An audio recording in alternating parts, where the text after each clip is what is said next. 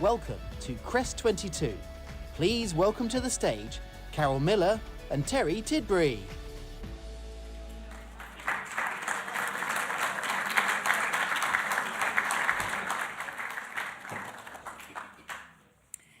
Welcome to CREST22 Business Awards.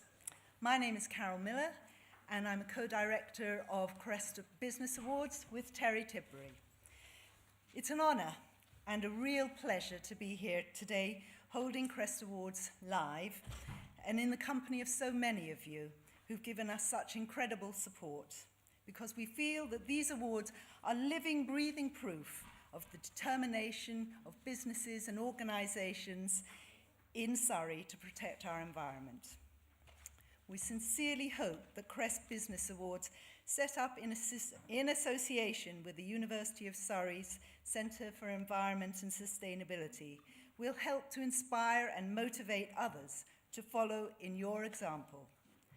This is the only Green Business Awards in Surrey, one of the UK's most thriving economies, and we feel very fortunate to be holding it here in the Living Planet Centre, the headquarters of one of our associate sponsors, the WWF. I too want to thank all the stakeholders and welcome you to what promises to be a busy programme that we hope you'll enjoy.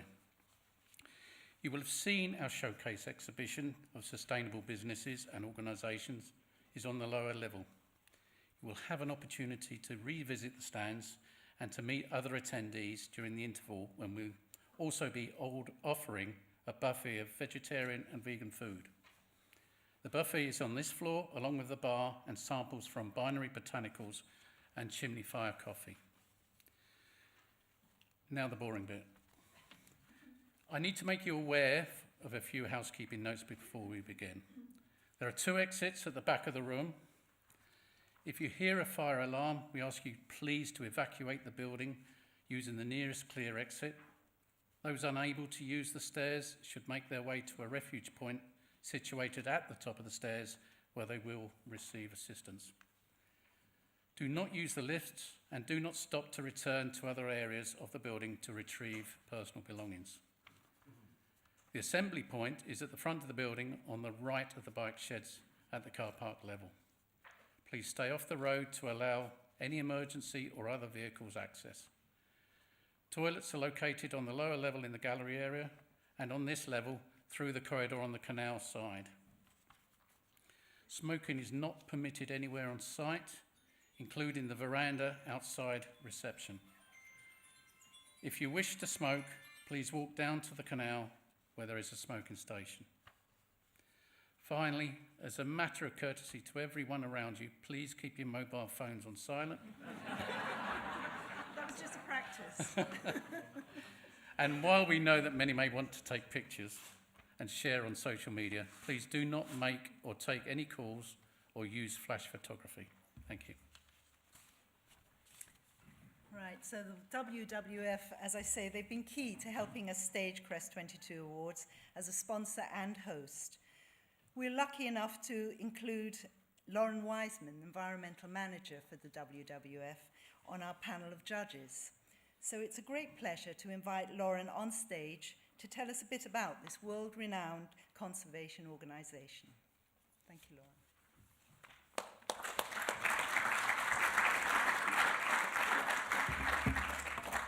Hi everyone, this is very surreal because you're all here in person. I've had to talk through Zoom screens for like the past 2 years, so this is super exciting. I'm also incredibly short, so if you can't see me over the lectern, then I do apologise, but I'm not going to move. So yeah, I was just going to tell you a little bit about WWF and also the plight of our planet and how we've changed the work that we do. So at WWF, we've had to learn to adapt and evolve, as it were, to meet the challenge of climate change.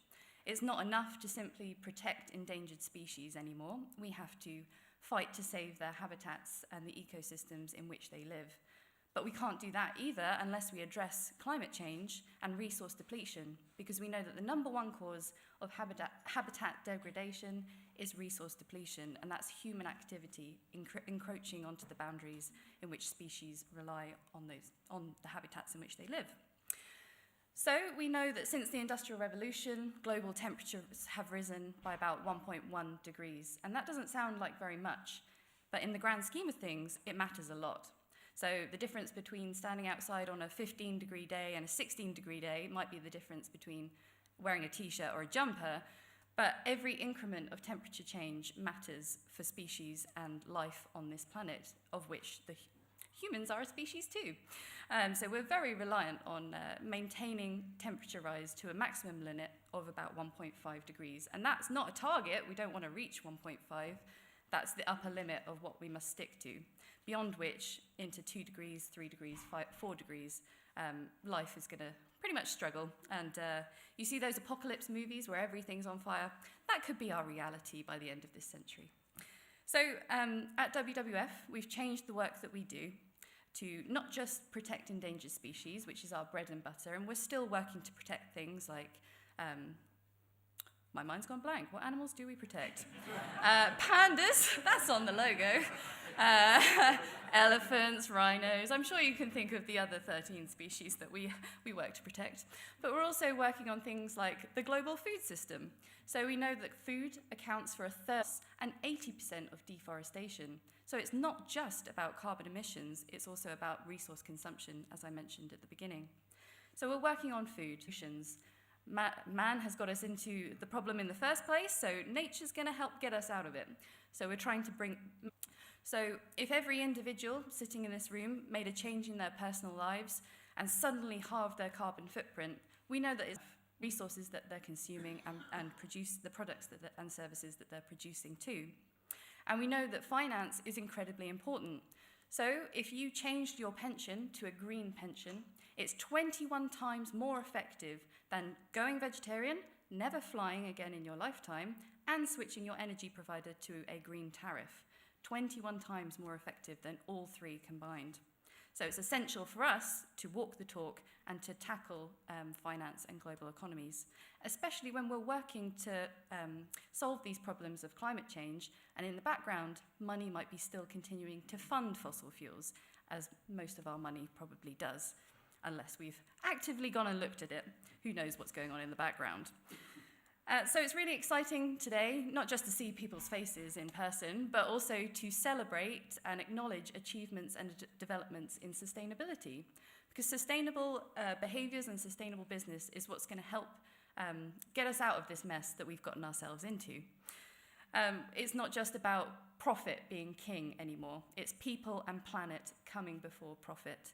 But you can do things in a way that achieves a balance of economics, social, and environmental factors, and working to achieve a happy balance of all three. And that's why it's exciting to see you all in this room as well. I've been downstairs and talked to some of your businesses, and you're really taking account of your local communities, you're thinking about the environment and your carbon footprints, and you're also acting responsibly and ethically as businesses, and really walking the talk and demonstrating what good practice looks like. And it's inspiring. It makes me a little bit hopeful. Hopefully we can change things around and not end up in that hellish fire escape, which I mentioned earlier. So it's great to be here acknowledging all these potential and all these amazing developments and achievements. And hopefully together, as individuals, organisations and businesses, we can all achieve a future where people and nature thrive and make a future worth living as well. So I'm going to hand back over to Carol, and thanks for being in my building, because I love this building.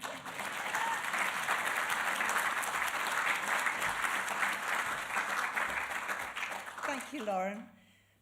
So now we're about to start the award presentations, but before we start, I have to ask you all to be generous when each winner's name is called, and do give them space and to get to the aisles and onto the stage.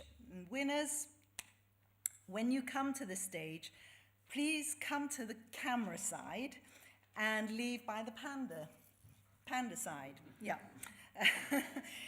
You'll be guided by Alex, who'll take you to be interviewed with a video interview, and then you can return to your seats and enjoy the rest of it. Now, I'm sure you're looking forward to meeting our awards host for the evening, leading environmentalist, sustainability strategist, and acclaimed speaker, Joanna Yarrow. We're most fortunate that Joanna has agreed to come back to CREST Awards from her busy schedule as a founding partner at M&C Saatchi Life. So can I ask you now to give a big round of applause and welcome Joanna Yarrow on stage.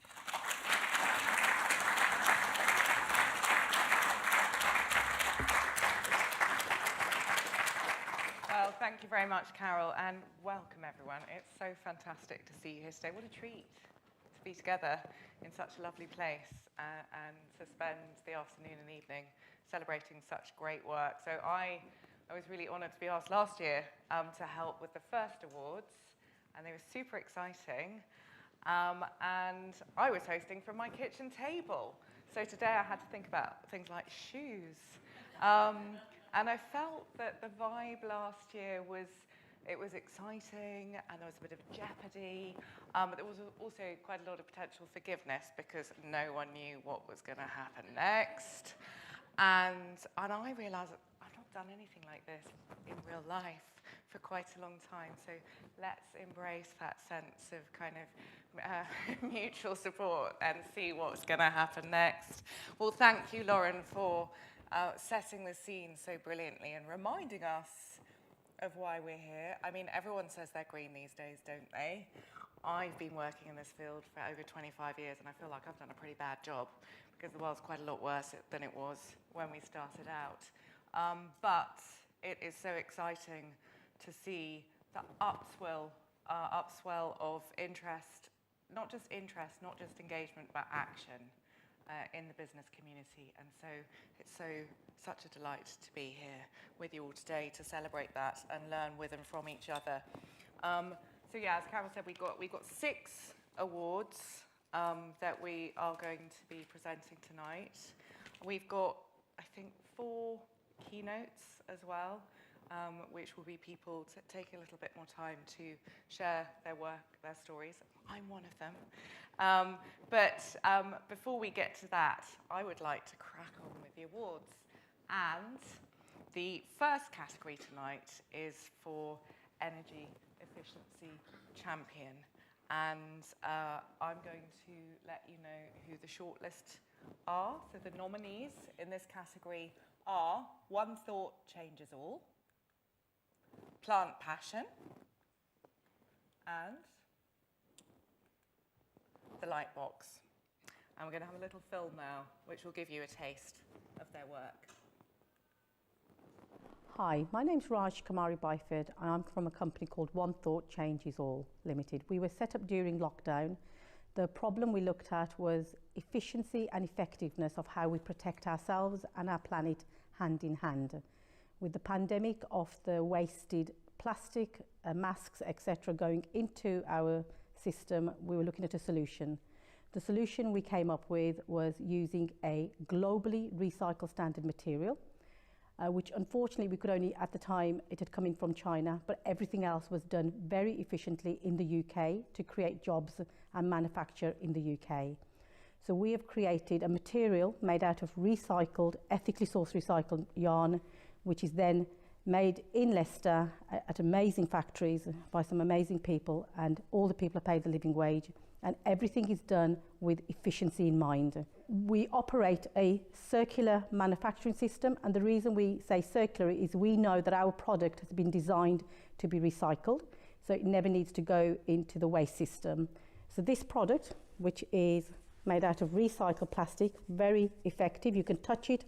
It has a Swiss technology on it called HiQ ViroBlock, which also is very protective of the planet. So everything I do with my corporate partners, we look at efficiency, we look at protecting the planet. With this material, you can send it back to us because even the actual thread that's been used to sew it is recyclable. It can be put into a machine and it can be recycled into new yarn to be remade. This is called circular manufacturing, and we need more of this to be more efficient and have less impact on the environment. On the back of this, we also looked at how can we introduce our children into circular business, circular economy, circular manufacturing, and we have had a wonderful book written called One Thought, and we run an ambassador program educating our children, and we run this in schools where children look at what we have done and what they can do, so they can start thinking about circular living, circular economy, circular manufacturing. And that is what One Thought is about. It's about getting that one thought to protect ourselves and the planet hand in hand. Hi, I'm Claire from Plant Passion, and I'm the chief planter, picker and planner at our flower farm in East Clandon in Surrey. We provide bunches, bouquets and buckets of freshly picked, locally grown, pesticide-free flowers for our local flower arrangers, florists and for those holding events. We've entered for the Efficiency Champion Award as we've made even more use of our renewable resources this year, using more of our own homemade compost, collecting more water from our polytunnels to water our plants, delivering our flowers in our new electric van, and using our solar panels to provide refreshments for our customers at workshops and events. Hi, my name is Prue Shackley. I'm the Operations Director of the Lightbox Gallery and Museum. As well as the Sustainability Impact Award, we were so pleased to also be shortlisted for the Efficiency Champion Award. The Lightbox Gallery and Museum opened in 2007. We're a charitable organisation with a social purpose to improve the well-being and quality of life of its community. We really believe that art has the power to make you feel good, and we're trying to tie in our environmental credentials with that well-being message. We're fortunate that our building was built to be a very green building with good insulation and airtight with a building management system. But we are now trying to bring it up to date in terms of reducing our electricity usage by 5% by 2023, which we're doing by controlling the air handling in the building, and also just reducing light usage as much as we can do. We're trying to change all of our lighting to LED lighting to be as environmentally friendly as we can do. I'm also hoping to upgrade the solar panels on our roof. So we're currently fundraising through Arts Council funding to hopefully upgrade that to make our electricity usage as green as possible. Well, what a fantastic shortlist. Diverse businesses, all embracing efficiency. To make the award, I would like to welcome Nick Diprose, who's Director and Founder of Holdsway, to the stage. Nick. That was easy. Well, you can see from the videos, the quality of the entrance and the nominees is really good. So congratulations to all three. My name is Nick Diprose. I'm a founding partner of a company called Holdsway, based in Woking, and we're sponsor of the Efficiency Champion Awards for the second year running. We're really proud to be founding sponsors of what is Surrey's only Green Business Awards. And this award, this one here, recognises the business and organisational efficiency demand rigorous focus on reducing waste, whether on materials, energy, human effort, investment or time. Now, Holdsway introduces interim executives into companies to help them accelerate change and implement more efficient ways of working. We've become one of the UK's leading firms in this field in the last 10 years. And in addition to, and this is because in addition to our ability to select interim executives to deliver successful change, we believe in the value of relationship building, community support and a pro-social motivation to help others. So it's now my pleasure to, I've actually got to open an envelope first to find out who's won, but it's my pleasure to present the prize of, the prize is actually Sustainable Business Consultancy Advice from the University of Surrey's Centre for Environmental Sustainability and this award as well. So the winner is Plant Passion.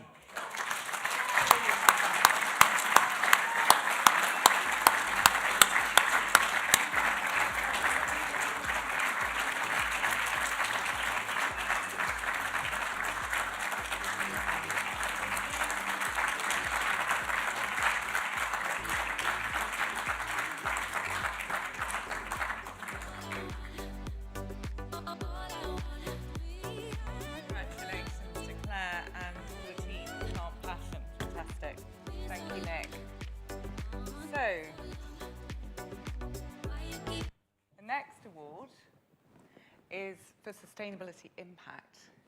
Now, this award had more entrants than any other category, and the quality of the submissions was so high that the organisers made an exception for the judges and allowed them to shortlist 5 different candidates. So the judges shortlisted 6. And the 6 shortlisted nominees in this category are the Lightbox, Bear and Fair,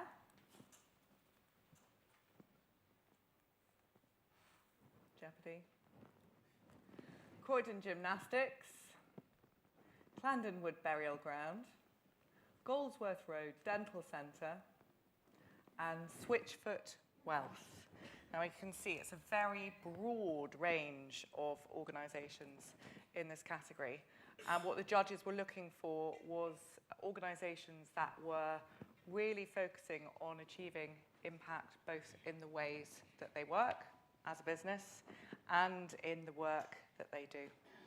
And to award this prize, I would like to welcome Simon Farah from the Clandenwood Nature Reserve and Burial Ground. But before we do that, I said we didn't know what was going to happen next. I'm going to show you some videos. Hi, my name's Prue Shackley. I'm the Operations Director at the Lightbox Gallery and Museum. We were thrilled to be shortlisted for the Sustainability Impact Award. The Lightbox was built in 2007 by Marks Barfield Architects, who also built the London Eye. And we were fortunate that we were a purpose-built green building. We've always had strong sustainable ethics, but this year we're really keen to revise our environmental policy to not just be environmentally friendly, but to be an environmental advocate. And what we've been doing for that is to make sure that all of our procurement processes with our shop, cafe and art transportation are fully sustainable and local. We've been making sure that we've been digitising our print options, so our What's On programme has gone digital this year, and we're now advocating a paperless office. We're encouraging staff to use public transport, walk or cycle to work as much as possible. And we're also doing more green programming. So part of our advocating is that we really want to share our environmental principles with our visitors. So we've been partnering more with green partners like the Wisley Outreach Team and Planet Woking. And in April we held our first Garden in the Box Festival, which was to advocate the positive power of gardening and the good effect it can have on your well-being. And that was a really successful event that attracted about 700 visitors, which we were really pleased with. Hi, I'm Mel Hemmings and I'm the owner of Bear and Fair. We're a zero waste and refill shop in the heart of Woking Town Centre, and our vision is to bring refill shopping and more sustainable consumer choices into the mainstream. We offer over 250 refillable products in our store, from food to toiletries, skincare, beauty, household products, and we encourage our customers to bring their own containers and do their shopping without single-use plastics and packaging. One indicator we use to measure our impact is the estimated number of containers refilled and reused by our customers, which this year is set to hit 30,000. Hi, my name is William Flint. I'm head coach at Croydon Gymnastics Club. As the name suggests, we provide gymnastics training for boys and girls, ranging from 2.5 years up to 19, 20, or however long people want to continue throwing themselves around the gym. We're here because we have recently built a new gymnasium. It's the first in our history. The club started in 1967 as a community project and has maintained its community roots throughout. We're currently a not-for-profit company, and sustainability is at the core of everything we do. What we try to do here, we try to maintain our identity and the building's identity, because sustainability is about recognising where you come from as much as where you're going to go to.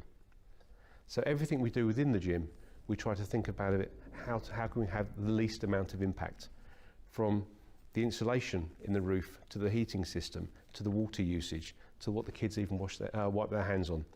We actually went through a trial period of trialling different paper towels as opposed to warm air heating, because what we wanted was a towel that came out of the dispenser easily, reduce the risk of COVID transmission, which obviously is a key consideration at this point in time, but also had a large amount of recycled material within it.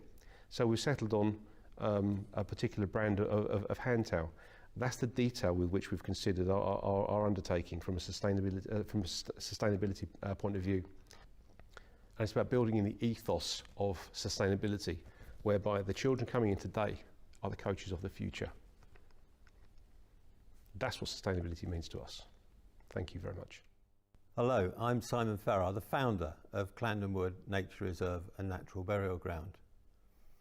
The basis of natural burial is that the ground should have a dual purpose, so that it has a purpose to exist and a reason to be looked after for the future. We have created a 31-acre wildflower meadow, which is a valuable resource for both families and wildlife. From a barren landscape just 10 years ago, which was literally no good to man or beast, we are now supporting nearly 1,000 different species of plants and wildlife without the use of herbicides and pesticides. From a natural burial perspective, we support families through a funeral and out the other side with bereavement services.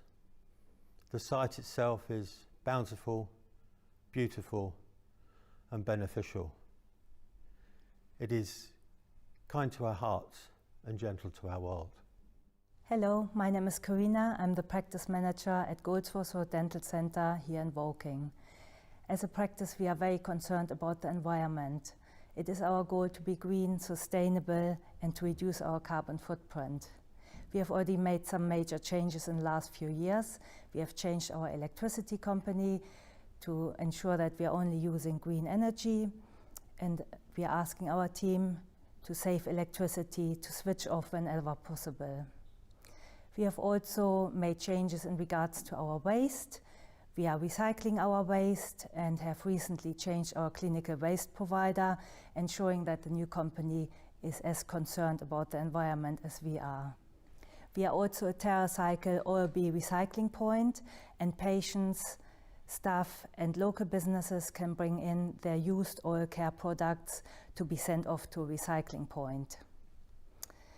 We always like to raise awareness about sustainability, and we are sending newsletters to our patients and through social media as well. And our team is well educated through regular team meetings containing all matters of sustainability. In the last year, we started to do a well-being program for the team, and the team has come up with monthly activities for well-being, sustainability and charity. One group has already created a little garden behind the practice where we planted flowers to attract wildlife such as bees and other insects. For our patients, we are now offering green products such as bamboo toothbrushes, for example. So we are looking forward to doing so much more. Thank you very much for making us a finalist for the CREST Business Awards. We are looking forward to doing more, and this is a great opportunity for us. Hi, I'm Sebastian Elwell. I'm the director at Switchfoot Wealth Limited. We're chartered financial planners.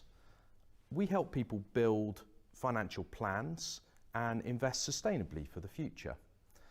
And that's really important because for most people, most of the time, actually how you choose to invest your money and who you choose to bank with is likely to be the biggest impact that you can have on climate change.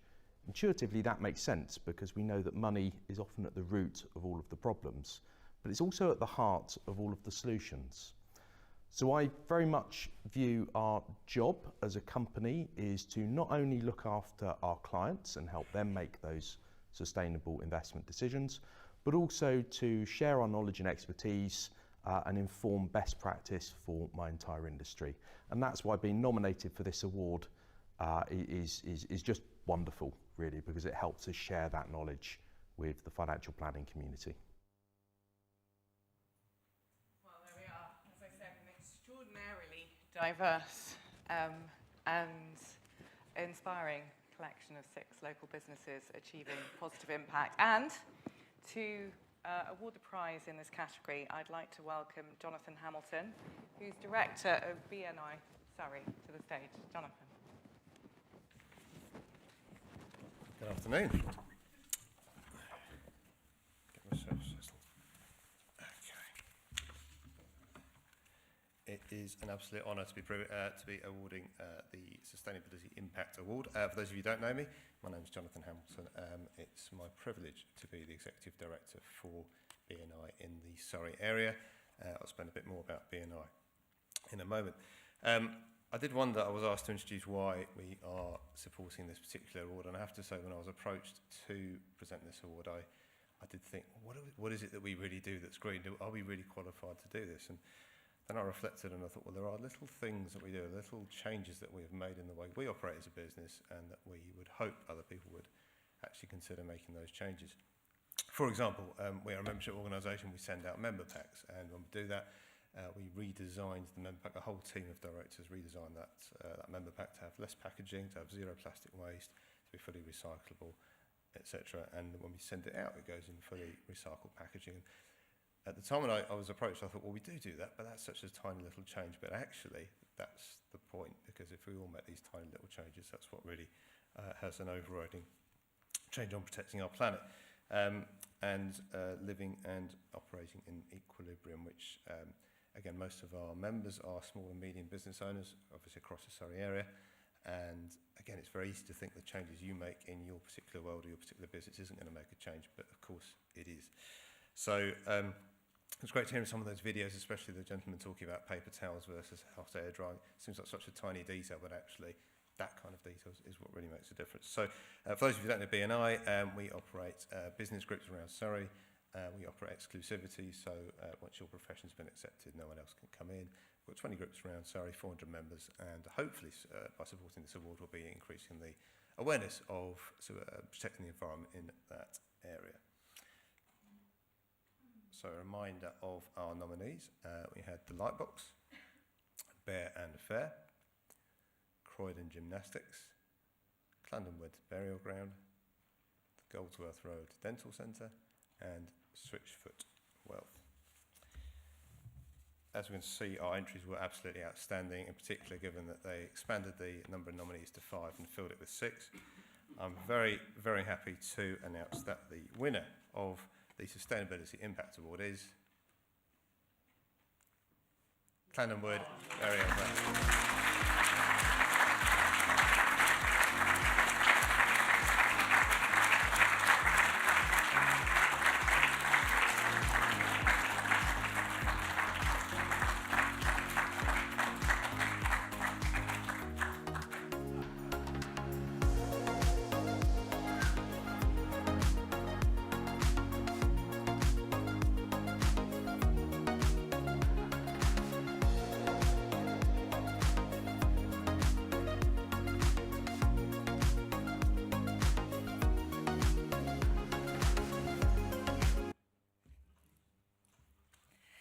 So I have to tell you that as soon as Terry and I had listened to the person who will be our first speaker this evening, we had to agree that this person has to come to CREST22 Awards and speak to you all.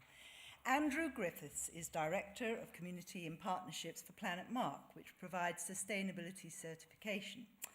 He chairs the Institute of Directors National Sustainability Task Force and sat on the UK government's COP26 Small Business Task Force and the advisory board for the Global Sustainability Film Awards. Impressed? I'm sure you are, but it's what Andrew has to say that I'm sure you'll appreciate. Andrew Griffiths.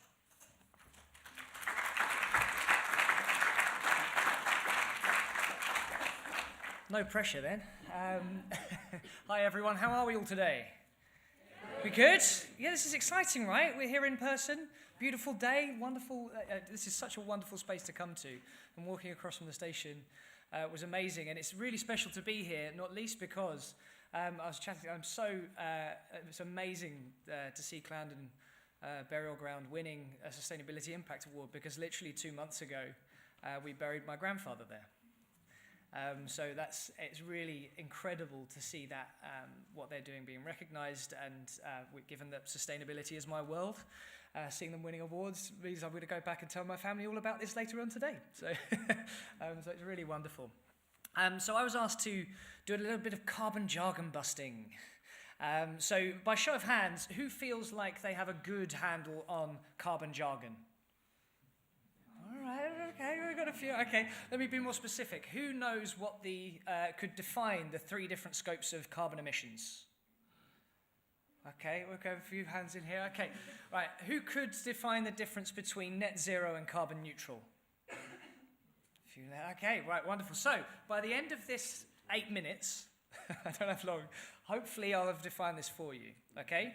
We're going to try and make it clear, and if I fail, come and tell me off afterwards during the bit. So, this is, we travelled all over the country last year. This is an electric bus that we went all over. We started off at the Eden Project, who are one of our members down south, and we made our way all the way up to Glasgow.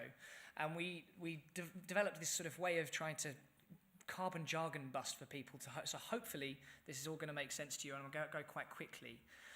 So I've already been introduced in a wonderful way, so I don't need to do very much there. But the thing I want to do initially is to really equip you with the knowledge that it is absolutely possible for you to make significant progress on your carbon emissions in relatively short spaces of time. So our members, we have hundreds of members from toy shops to Volvo to charities to University of Greenwich, all sorts. Our members, on average, in 2019, pre-COVID, reduced their absolute carbon emissions in a year-on-year time frame by 12% on average. 12% reduction year-on-year. In 2020, COVID stat, it was 24.5% reduction year-on-year. Still getting the 2021 data in at the moment, but the 12% figure shows you in a normal-ish scenario pre-COVID, it is possible to make progress in a short space of time. So, scopes of emissions. So, very simply, scope 1 is the fuel that you burn. So that is if you've got an oil or gas heating system. If you own a vehicle that is petrol or diesel, that is fuel you're burning. You are burning that fuel, you are directly releasing those emissions into the atmosphere. That is your scope 1 emission. Scope 2 is the energy that you use.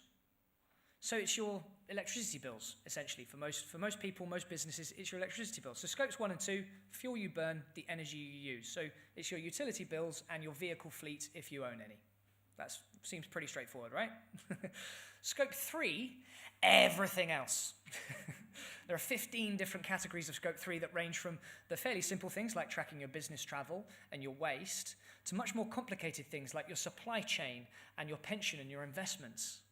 So scope 3 gets a little bit more tricky, but the important thing to recognize here when we start talking about carbon neutral and net zero is just understanding what these are broadly is very important, because with your scope 3 emissions, if I came to you today and I said, I am the sustainable of sustainables, I am the most sustainable person in the world, I'm a hero of sustainability, and then you found out that the only thing I had measured was my utility bills and my car if I owned one, and I'd left out the food I eat, the planes that I fly on, the products that I buy, where I live, all of my pensions, my investments, I'd left all of that out, you might not think I'd done enough to justify being quite so high and mighty with you. And so that's why it's important for us to really crack into scope 3 wherever possible. So I'm going to start by defining net zero, because net zero is the goal. What I'm going to try and convince you here is that net zero is the journey that we're on, and other things are just nice stops along the way. So net zero, scopes 1 and 2, the fuel you burn, the energy you use, you have to get that to zero, or zero equivalent. And so you do that by doing things like switching to renewable energy, switching out to an electric or hydrogen vehicle fleet, like we heard from the flowers just earlier with Claire, and putting in energy efficiency measures like putting in LED lighting, insulation, all of these things. That helps you get to the equivalent of zero. With scope 3, you need to achieve a 90% plus reduction in your scope 3 carbon emissions. And you do that through engaging with your suppliers, through looking at your waste and reducing waste, through travel hierarchies, trying to change the way in which you and your employees travel. All of those things help contribute towards scope 3. And then with your offsetting, which we all heard lots about, the only offsetting that you can do under net zero is you offset the last little bit, the last up to 10% of your baseline emissions is what you offset using carbon removal offsets.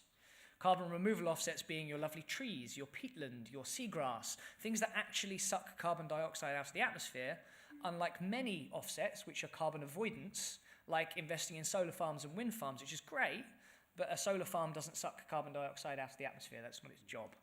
And so if you're going to go net zero, to net off, you have to suck carbon dioxide out, right? Makes sense? So what does net zero mean? What does that look like, right? And so if I were to say I'm going to go to true zero, I'd be starting at 100% today, and then I'd be aiming to get to 0% emissions. That's what that looks like. That's that curve there. That's true zero. What net zero does is it acknowledges that it's not possible for most businesses to get to true zero. There's going to be some emissions left over, right? Where if I'm a bicycle manufacturer, there's going to be some carbon in the bike frame itself, let alone into the production into it. And so what it's doing is it's saying there's going to be a bit of an unavoidable or residual emissions left. And that is what I need to deal with. But I have to get to those genuinely unavoidable emissions. And so that's what this looks like. Your scopes 1, 2, and 3, you have to be measuring and reducing across all 3 scopes, and you're getting down to 90% less from your baseline emissions. Does that make sense? Yeah? So how does that compare to carbon neutral? Why is this important? So carbon neutral is this orange line over on the left-hand side. And that's that I can measure my scopes 1 and 2 emissions, the fuel I burn, the energy I use. There is currently no legal requirement to measure scope 3. So I could measure my utility bills on my vehicle fleet today. That's my 100%. And I offset with either carbon avoidance or carbon removal offsets 100% today. And today I am carbon neutral, which is great. And carbon neutral is a good thing, right? It's a good thing, but it's got to be a step on the journey. It's not the end destination. You're not finished once you're carbon neutral. If you hear people using terms like carbon negative, climate positive, carbon positive, these have no legal standing at all. But what people tend to mean when they use them is that it means that instead of buying 100% of my offsets, I'm buying 200%, 300%, or 400%, so I'm in theory getting more out. But I might still only be measuring my scopes 1 and 2 emissions. Okay? So that's the key difference here. So carbon neutral, all these things, they're very good. And what that means is if I'm a business and I've got a 1,000-ton carbon footprint today, I'd be carbon neutral by buying 1,000 tons of carbon offsets, and I might only have measured my scopes 1 and 2. But in order to be net zero, I need to reduce my carbon footprint by 900 tons, and only those last 100 tons I can use carbon removal offsets for. Does that make sense? Excellent, it's working. So at Planet Mark, we've developed a net zero program to guide people through this journey. And it starts, funnily enough, with measurement, because you can't manage what you don't measure. And so we certify organizations' carbon footprints specifically for carbon reduction. We've been doing it for 9 years, and we help people through that journey because, and to be Planet Mark certified, you have to be reducing your carbon footprint year on year. So it's not just about offsetting, you've got to be reducing year on year because that's where the action lies. So we certify, and then we get into scope 3 emissions. So start by looking at scopes 1 and 2 and the low-hanging fruit within scope 3, your business travel, your waste, things, your paper that you buy. These are things which you already know. It's in your financial information, very easy to get to. And then you get deeper into things like commuting, into your suppliers, the things that you're buying from other people.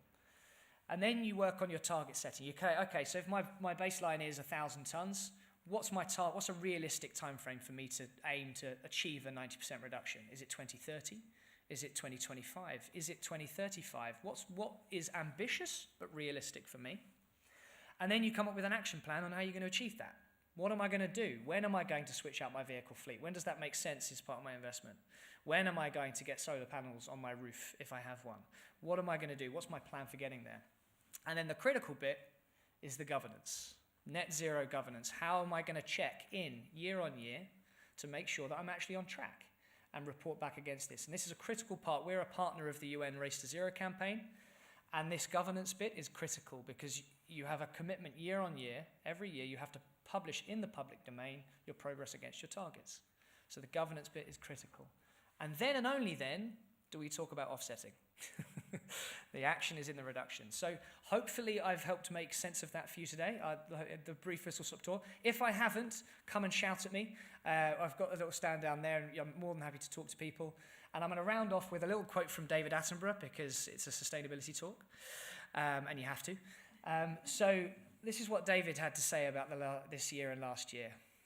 This is a crucial moment in our history. This could be a year for positive change for people, our planet, and for the wonderful creatures with which we share it. A year the world could remember proudly and say that we made a difference. And it's wonderful to be in a room full of people making a difference already. And I look forward to coming and hopefully coming and seeing you guys again next year and hearing even more about the wonderful progress you're making. And if we can help at all on that journey, please give us a shout. We do have a Net Zero Carbon Essentials workshop if you want to learn more and go into more detail. It's 4 hours, it's CPD accredited. There's a discount code there for 10% off. It's all online, so it's easily accessible. The next one's on the 24th of May, and you can find all the details at our website and to do that. But thank you for your time, and I look forward to chatting with some of you over nibbles.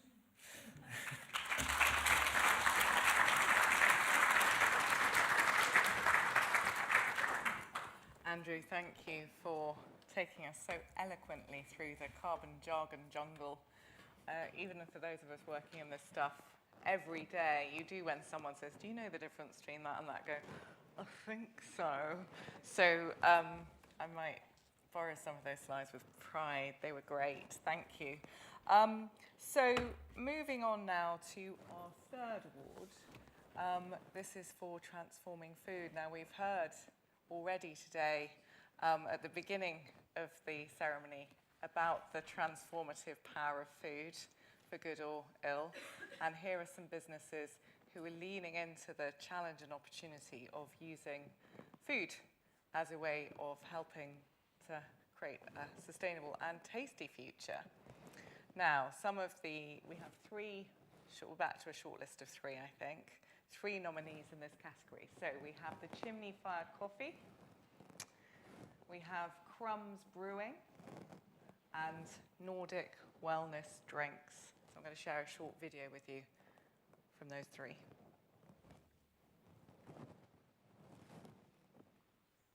Hi, I'm Dan Webber, and I'm the founder of Chimney Fire Coffee, a specialty coffee roastery based in Surrey. I launched the business back in 2017 after completing a Master's in Sustainable Development, and then worked in coffee and cocoa traceability in Ghana.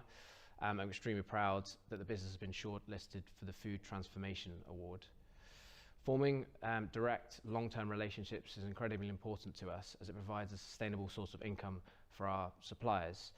All of our coffee is ethically sourced, and we have full traceability back to the farm. We've actually worked with many of our suppliers for over 3 years now and provide information on this and price transparency to lower our carbon emissions. We've actually focused a lot on product labelling after being really disappointed with the lack of transparency and regulation within the industry. As of now, all of our coffee bags and our compostable coffee pods clearly state how you should dispose of the product at home. Lastly, we're really proud to donate proceeds of all Discovery Coffee sales to Recycle, a charity who ship bikes to parts of Africa and help increase school attendance rates. For every 28 kilos of coffee we roast, a new bike will be shipped to parts of Africa. Going forward, sustainability will continue to be at the core of everything we do.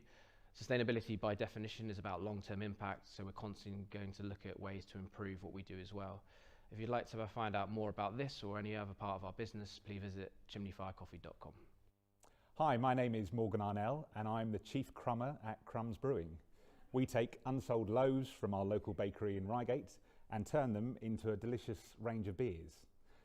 Bread is one of the worst offenders in terms of food waste. Nearly half of it doesn't get eaten in the UK. And in our work so far, we've saved over 30,000 loaves from going to waste. We are massively appreciative of being nominated in the CREST Awards 2022 for transforming food. We think we hit a sweet spot. So we work with a local artisan baker and he has high quality loaves. And actually we want to make sure the bread really means something in the brew. So each of our beers is made with a different type of loaf, and the style of the loaf is reflected in the style of the beer. We think that sweet spot is what you need, not just to focus on sustainability, but also make great products at the same time. The other thing we do is we give £1 from every online sale to 2 great charities. One is Just One Tree, who plant a tree with every £1, and the other is Food Cycle, a great charity who take unsold food and redistribute it to those in need.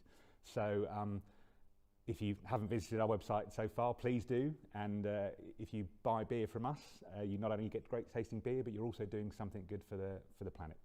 Thank you very much. Hello, I'm Pep Kelly. I'm the co-founder of Nordic Wellness drinks, and we produce healthy probiotic water kefir drinks in our Surrey Hills fermentary. Now, we're very excited to be nominated or to be a finalist in the CREST22 Business Awards, as sustainability is right at the heart of everything we do and has been since day -1. In terms of the processes where we look to reduce our carbon footprint and protect the soil and our water and the biodiversity on our site, we produce the water kefir using water that is filtered through a filtration system to activate the water, so we don't need to buy in mineral water. We buy locally sourced berries, super berries like aronia and sea buckthorn from local farmers, and we press these on site using the real berry juice, fresh from the berries themselves. We also look to produce in small batch, so we eliminate waste and only produce what we need when we need it. So for us, it's a great place to be as a finalist in the CREST22 Awards in the Transforming Food category. Thank you for listening. And if you want to hear more about us, please visit our website or our Instagram account, where you can see interviews, and etc. Well, I think the message there is if you're feeling thirsty and sorry, you're going to find something that suits every taste and is sustainable. So that's fantastic. And I'd like now to welcome Mark Missildine, who's editor of the Woking News and Mail, to the stage to present the awards. Mark.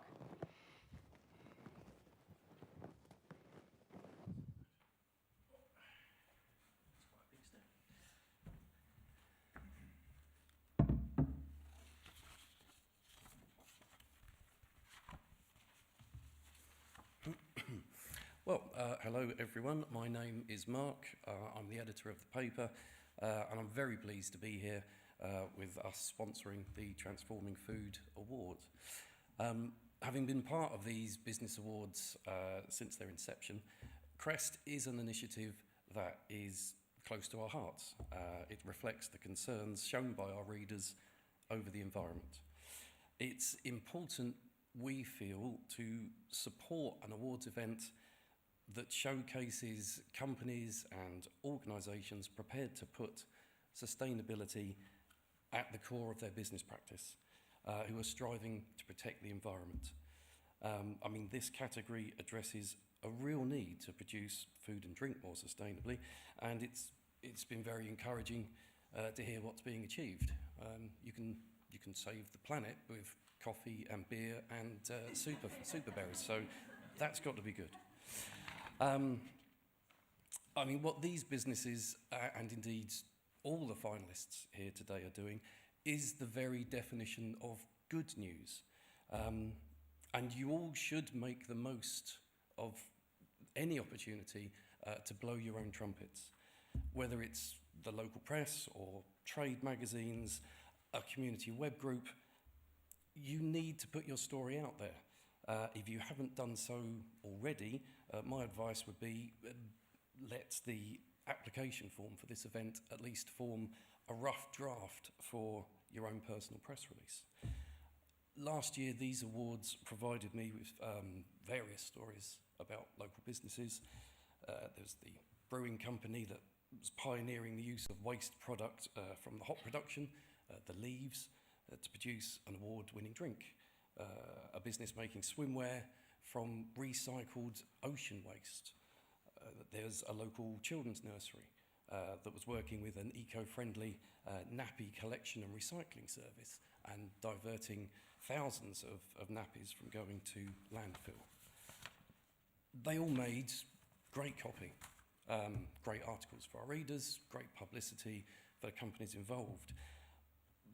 But you are all more than just incredibly helpful editorial content for stressed out newspaper editors. You are the inspiration for other businesses looking to make changes in their own company. And without wanting to sound too dire at what is a celebratory occasion, you are the hope for our future, because everyone here understands that we have to change the way we exist on this planet. So please blow your trumpets loudly. Your stories really matter, so make sure they're heard. Anyway, let's get on to the exciting bits. The winner of the CREST22 Transforming Food Award is... Oh, sorry, should I be pressing that? No, there we go. The winner is Crumbs Brewing.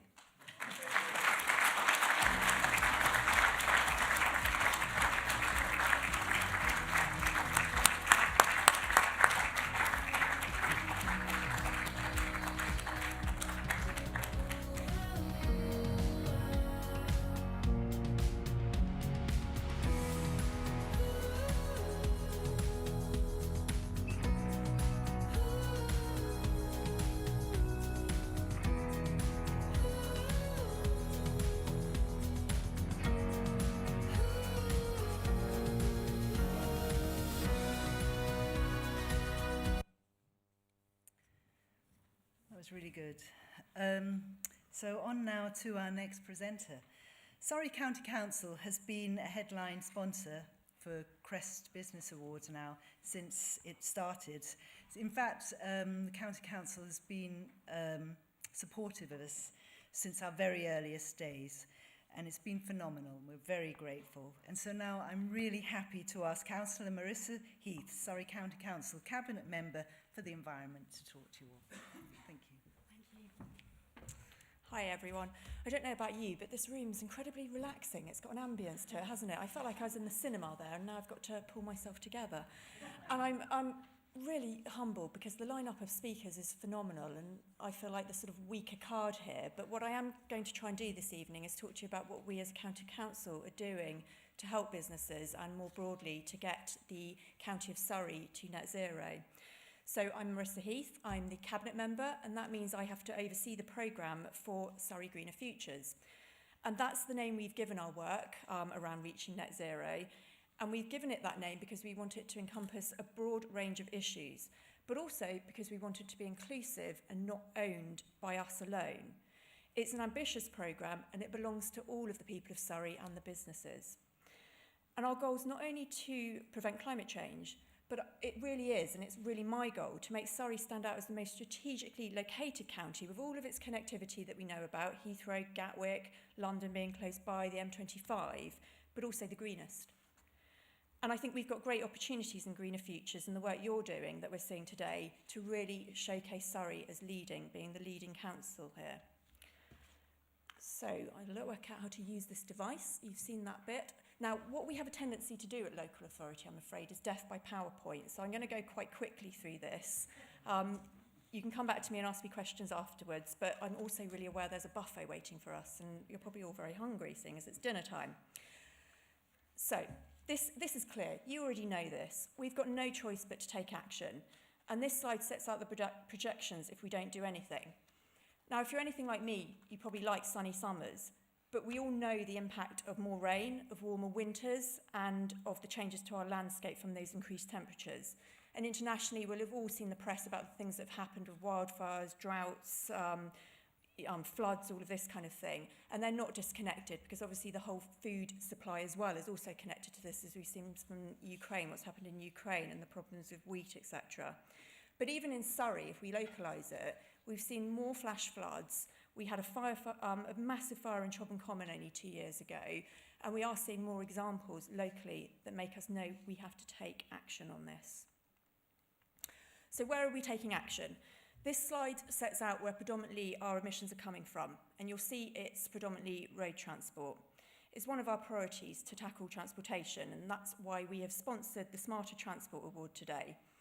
We've also set out a really ambitious programme of greener transport across the county. This is including electric and hydrogen buses, local cycling and walking infrastructure, electric charging points, and support for flexible working. We're really serious about doing something around this, and obviously it's something that matters a lot to you as businesses because of all your logistics, moving people around and goods around. So I'll be really keen to see the award later this evening as to who wins that prize. Very briefly, this slide just sets out, we've got higher average car ownership in Surrey than anywhere else. So we are thinking very hard about what we can do about this. Our residents like their cars and they like going around by cars, and we know we've got some issues around making public transport work more effectively. We're looking at how we can encourage things like car clubs, how we can get better public transport, as I've just mentioned, and how to encourage people to move away from multiple car households. And that for us solves wider problems, because one of the issues we've had in Surrey is all of the vehicles parked around streets more and more, and people paving over their front driveways, which has then led to some of that flooding, that flash flooding that I've spoken about, and also had an impact on biodiversity. So we've set an objective. 2025 we want to get down by 19%, and as we heard from Andrew, that's achievable. He mentioned that 12% that others have met, so we feel we can get to this, and we are going to really aim for this. It's part of a programme which I'll come on to in a moment and tell you more about. Net zero by 2030 as a local authority, that's our Surrey County Council, that's changing our buildings and the way we do things and the way we move staff around. And net zero by Surrey County by 2050, and that's going quite wide. We don't have a mandate as a local authority to do that, but we want to get there, and we want to help residents and businesses get there as well, so we've set that target. We've then broken it down into understandable, I hope, delivery plans which go over 5 years. So we're currently on the 21 to 25 delivery plan. And it's evidence-based, of course it should be, and broken that down then into 4 key programmes. Greener communities, that's what we're doing with the residents and businesses to help them make the shift. Build Back Greener, that's about new infrastructure and planning. Grow Back Greener, which is all about our countryside parks and tree planting. And obviously you're probably already very aware that Surrey has some extensive and very beautiful countryside that we plan to make even bigger, that we plan to grow the biodiversity on, and really, as I said at the very beginning, to really showcase Surrey as being that green county. And then we've also got the public estate, and that is, of course, the things under our direct control, but also working with partners like the NHS and schools. You can read that online. I think we've got a synopsis of the programme. We've had good feedback and positivity on it. Obviously, it remains a plan that we're always evolving and working on, and we're looking for input and engagement with people like you to tell us where we can go further. A few activities which have taken place, you can see on the slide here. So far, we've planted 333,000 trees. We've got a target of 1.2 million trees, 1 per resident, to get to by 2030. Again, we look to you, we look to residents as well to help us find space and land in order to put these trees in. We're really keen to take this forward. We think it's exciting and it really gets public engagement in it. 550 households supported to increase the energy efficiency of their homes through our Greener Jump Surrey project, where we put money towards it, and also plans to tackle fuel poverty right now that will also help with green measures. We have an app, the Better Points app, which is about rewarding people to leave their car at homes and take different modes of transport. It measures what they're doing, and then they get awarded with different points that allow them money off, or they're allowed to give it to charity and things. Small examples like Surrey's 39 gritters, we've trialled them with vegetable oil. It seems to be working effectively, and we hope that we can take that further with our vehicles we have. And Your Fund Surrey, I'll just mention that because I think it's such a great opportunity. We've got £100 million that we've put aside to say to communities, what can you do for your community and how can you make that a green initiative? So it's a fund that's really open to green ideas. So please do tell other people about that. We're very keen for people to apply for that money. We're really clear, I hope we're really clear, and I say this message again, that we want to work with you as businesses. We're very much an open door. We want to work with partners to make these changes happen, and we want to play a real role in helping you and think that you can do vice versa to help us. For businesses like you that are setting out green credentials, there's potential that we can find ways of supporting you via our residents, awareness, public procurement, joint initiatives. I think it was Switchfoot who was speaking one of the awards earlier when they were talking about financial planning, and my mind was thinking, how can we tell residents about this? How can we get them to understand that they can make these changes really quickly and have a real impact to how they manage their money, for example? So please reach out to us. So now just moving on briefly, that's what Surrey's doing, but just to move on briefly to what is available for businesses. LOCAS, or LOCASE, I'm never sure how it's pronounced, but I say LOCASE, so I'll go with that one. I'm sure you're probably quite familiar with this scheme. It offers £10,000 to businesses to take up green measures. For some, it might not be the biggest sum of money. For others, it makes a real difference. But I think for all small and medium businesses, it can make that difference. And those businesses are crucial to our Surrey economy and will support the bigger businesses as well through general prosperity and possibly as suppliers and buyers. So it's that ripple effect, basically, that I'm thinking about. This 10 grand can move out further and make more things happen. And I think these sorts of initiatives are exactly what we need to drive the growth of a low-carbon economy and create more green jobs in this county. There's a criteria for funding, which is shown here. Again, I'm sure most of you have seen it, and if you just Google LOCAS Surrey, it will set it all out. The team there are really helpful, and they actively really want people to apply. They get very excited by the applications that come in. Just on this page, we've set out some of the benefits that have been made by applying for funding and implementing some of these initiatives, like the LED lighting, the heat pumps, the solar. It's not just about green, it's about saving money as well. So we're acutely aware as a council, and we talk about this very often, about that not leaving anyone behind. So this is applicable to residents as well. It's making sure everyone has access to this and that they can save money and that they can become green in an efficient way for them as well, and that we don't just make it for one set of people and forget about all the other people. So we're really, really conscious about that. And for small businesses, that money saving could make a real difference. They can invest it into other things. So I think it's really valuable just to recognise that benefit, basically. Again, I'm preaching to the converted in this room, aren't I, when I say why green your business?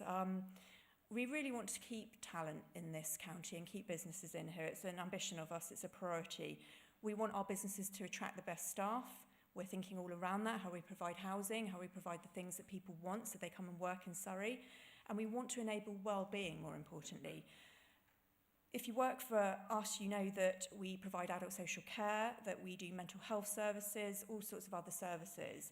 So what's good for you and what's good for your staff is also good for us. And that's why we're here tonight sponsoring this event. And that's why we want to continue to be a good friend to businesses. We want this to work. We want you to be at the forefront. We want Surrey County Council to be at the forefront of this and show the whole rest of the country how it's done. There's some other opportunities aside from LOCAS as well. I know that we are currently recruiting for an individual to support Surrey businesses to obtain a shift through green travel planning. So engaging with your staff will be really vital. We're totally happy to come and talk to you, to get the feedback from your staff and make them feel that they're part of this journey as well. I think it's really important to get those voices in and understand when we're shaping our policy what people actually want and what works for them. We've also got numerous opportunities for volunteering for environmental projects, Downlands and Heath Partnership, Surrey Hills has got some excellent voluntary things going on. I know Rob's somewhere in the audience there, he can tell you all about those. And wider parts of the countryside in which your staff can come out, or you can bring them out in teams as a sort of team building exercise, that kind of thing. We're more than happy to help support those kind of things. And we can link up on all sorts of social and environmental responsibilities. Finally, you'll be glad Death by PowerPoint's almost over. I'm on to the final one. Zero Carbon Guildford and the University of Surrey have teamed up to launch a sustainable business network. And it's in the pre-launch stage at the moment. It's surveying businesses on their greatest needs. And I'm told it is focusing on those 3 needs up there. I won't read them out, you can all read. That's its focus. So it's really going to be about knowledge exchange, practical solutions, and finding the mechanisms for businesses to implement sustainability initiatives. And whilst, yes, it's starting in Guildford, the plan is that we expand it across the whole of the county. So again, I think there'll be some really good opportunities in that as we go forward, and hopefully we'll be talking about that this time next year at these awards again. So finally, if I just say, we feel real pressure to get this right, tackling climate change. And we've got a really good team at Surrey. They do all the work. I'm just here speaking. They're the ones behind the scenes that are putting this all together. And I think they really are shifting, well, they have shifted the way we think about it at the County Council. We think green, it's our priority now, and I think that's really excellent progress. But we are just one entity, of course. We want to drive partnerships. We're keen to support you as businesses and look at those partnerships. As I said, we want you to stay in this county running your businesses, starting businesses, growing businesses, keeping businesses. And our vision all wraps around the idea of having less congestion, better air quality, more prosperity, and less health problems. both physical and mental, which I think has to be good for business as well in terms of productivity and outputs from the people who work for you. I want to really thank you all who've come here today, because you're already obviously at the forefront of all of this work, and we're really grateful to have so many Surrey businesses who get this agenda and understand why a greener future is absolutely key for all of us. So I'll leave you with those contacts up there. As I said, reach out, please do. Open doors at Surrey County Council. Thank you.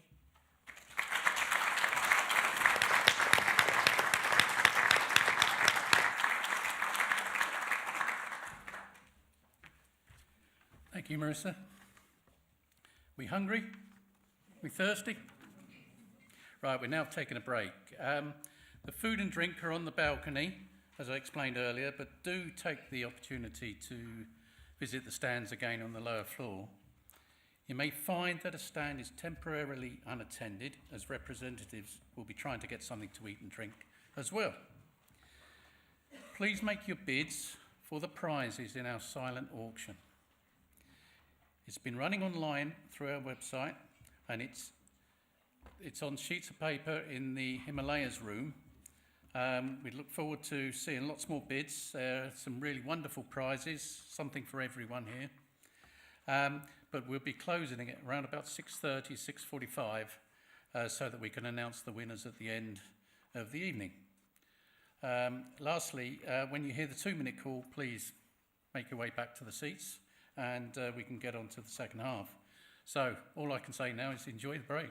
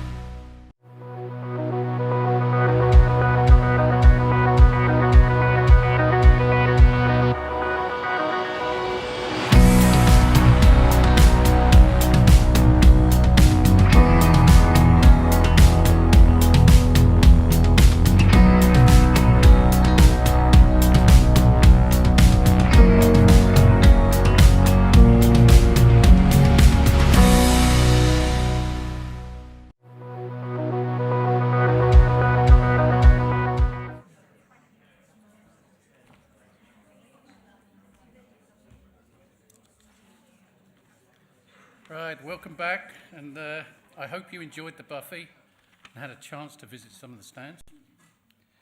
We're starting the second half of the evening. Daniel Becker, the value of the consultancy advice she received from the CES as part of to give you a chance to hear from him. Ian Christie.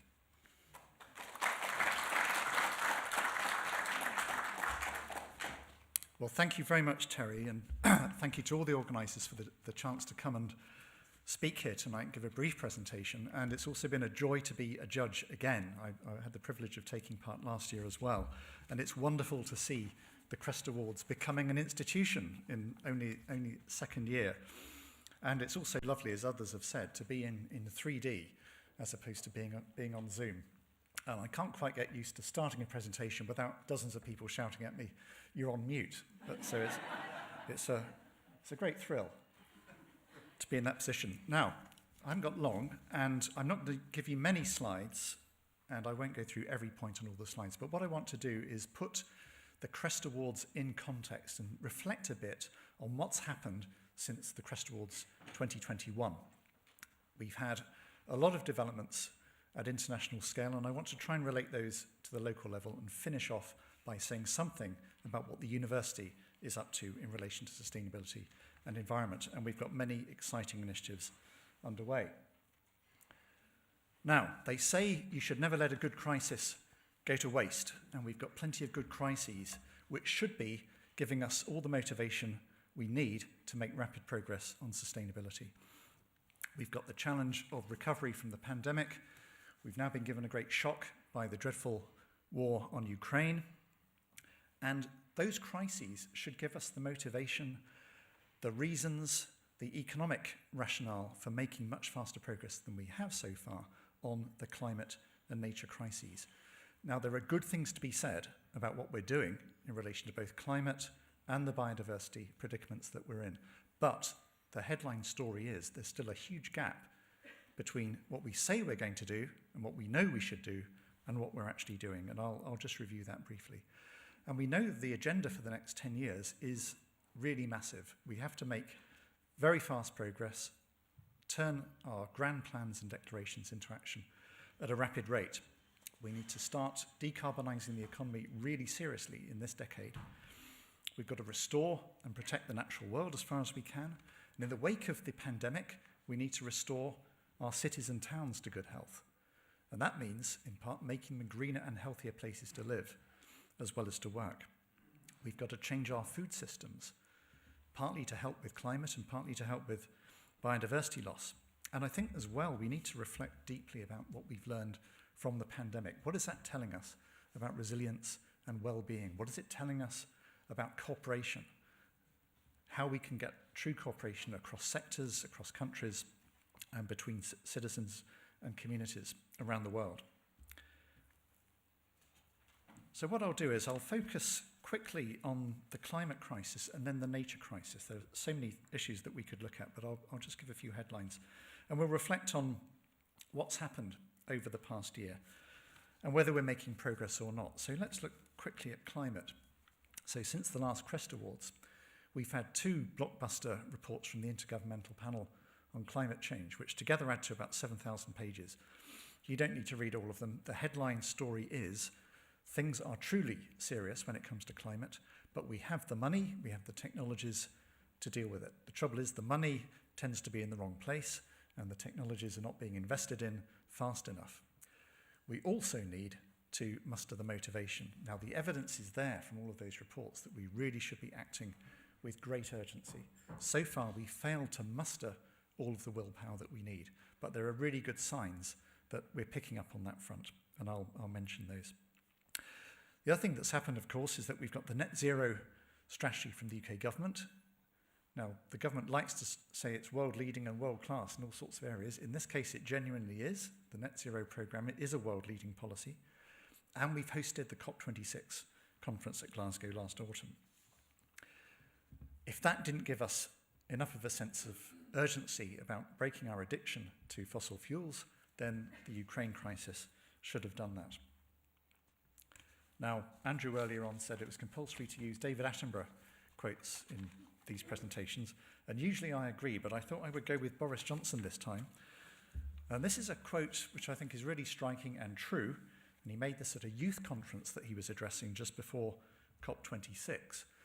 The key points here he's making are that we're not just doing our climate action because it's good for business, although it is, as so many of our entrants demonstrate in what they're doing in their businesses in Surrey. But we are under a moral obligation to act. There's just no question about that. There is a moral urgency about acting on climate change. And what he says here in this quotation from last autumn also applies, I think, to the nature crisis. And he's right as well in both respects that we've got time just about to act on all of the warnings that we've been having for the last 3 decades from science. We need to act very fast to limit global heating and to protect biodiversity. Now, the COP26 conference should give us a lot of encouragement. It didn't fix the problem by any means, but what it does show is that we've managed to bend the curve of global temperature rise, expected global heating. We've bent it down away from the really, really dangerous zone of 3 to 4 degrees global heating. It's getting down towards 2 degrees. We need to get to 1.5. Now, that 1.5 isn't a safety zone, as somebody said earlier on. It's not a target. That represents tolerable damage limitation. But that's where we've got to get to. We are making progress, but we're not making progress fast enough. And as the campaigner Alex Steffen once said, winning slowly in relation to climate is the same thing as losing. So we have to win faster in this respect. And the challenge for all of us, especially in this decade, is to close the ambition gap, that gap that you see there marked in green between where all of the declarations from governments would get us to and where we need to get to. And closing that gap is not just a job for government, not just a job for business, not just a job for communities, it's a job for everybody, and there's a very big role for local action, which I'll come on to shortly. When it comes to biodiversity, we've got similar huge challenges of a mismatch between where we're at and where we need to go. Now, last year I said that when we look at all these crises, it's as though we're looking at a firestorm and we're bringing buckets of water along to douse it. The situation we're in now is that we're still bringing buckets of water, but more buckets, but we've got great plans to bring along fantastic firefighting equipment. So that's a lot better than the situation we were in a few years ago, but it's still not enough, and we really do have to go further and faster. There's going to be another COP.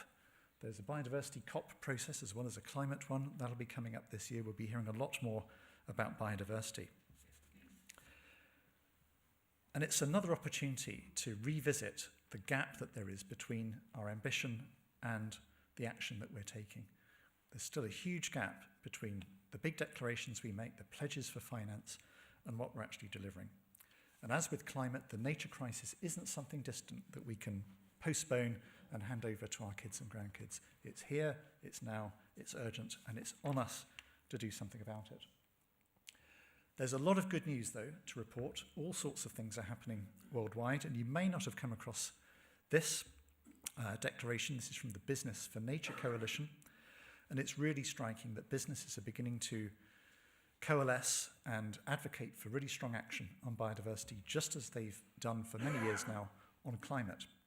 So the Business for Nature Coalition, which brings together over 1,000 big corporations, I think sets out the stall for business when it comes to urgency on biodiversity.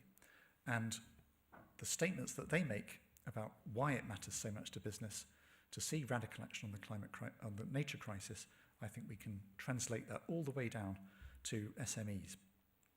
So that's a hopeful thing. Now, we can have all of the global plans, declarations and policies and standards that we like, but we know that on their own, they don't translate into action. Action only happens at this level. So it's people in local government, in local businesses, in local communities who will make all this happen. We need these big frameworks at the national and global scale, and we've got them by and large. What we haven't yet got is the translation into action, and that's why award schemes like this matter so much, because they give encouragement and inspiration to the kinds of organisations who are going to make this stuff happen. when we need it. Let me just say something in conclusion about what we're doing at the university. You've heard from Marisa about the work that's being done on the Sustainable Business Network, which I think is going to be a wonderful initiative.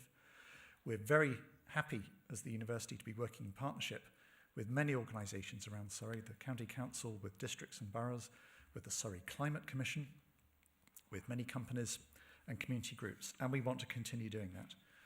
It was great last year to host the launch by the County Council of the Climate Action Plan within the Greener Futures framework. And on the same evening, we hosted the Surrey Hills Conference, which looked at the climate crisis and the nature crisis, ways in which different organisations in Surrey are taking action to tackle those big crises. And we've got a lot of other exciting things happening at the university. We've got our own plan for net zero. We've got a biodiversity action plan.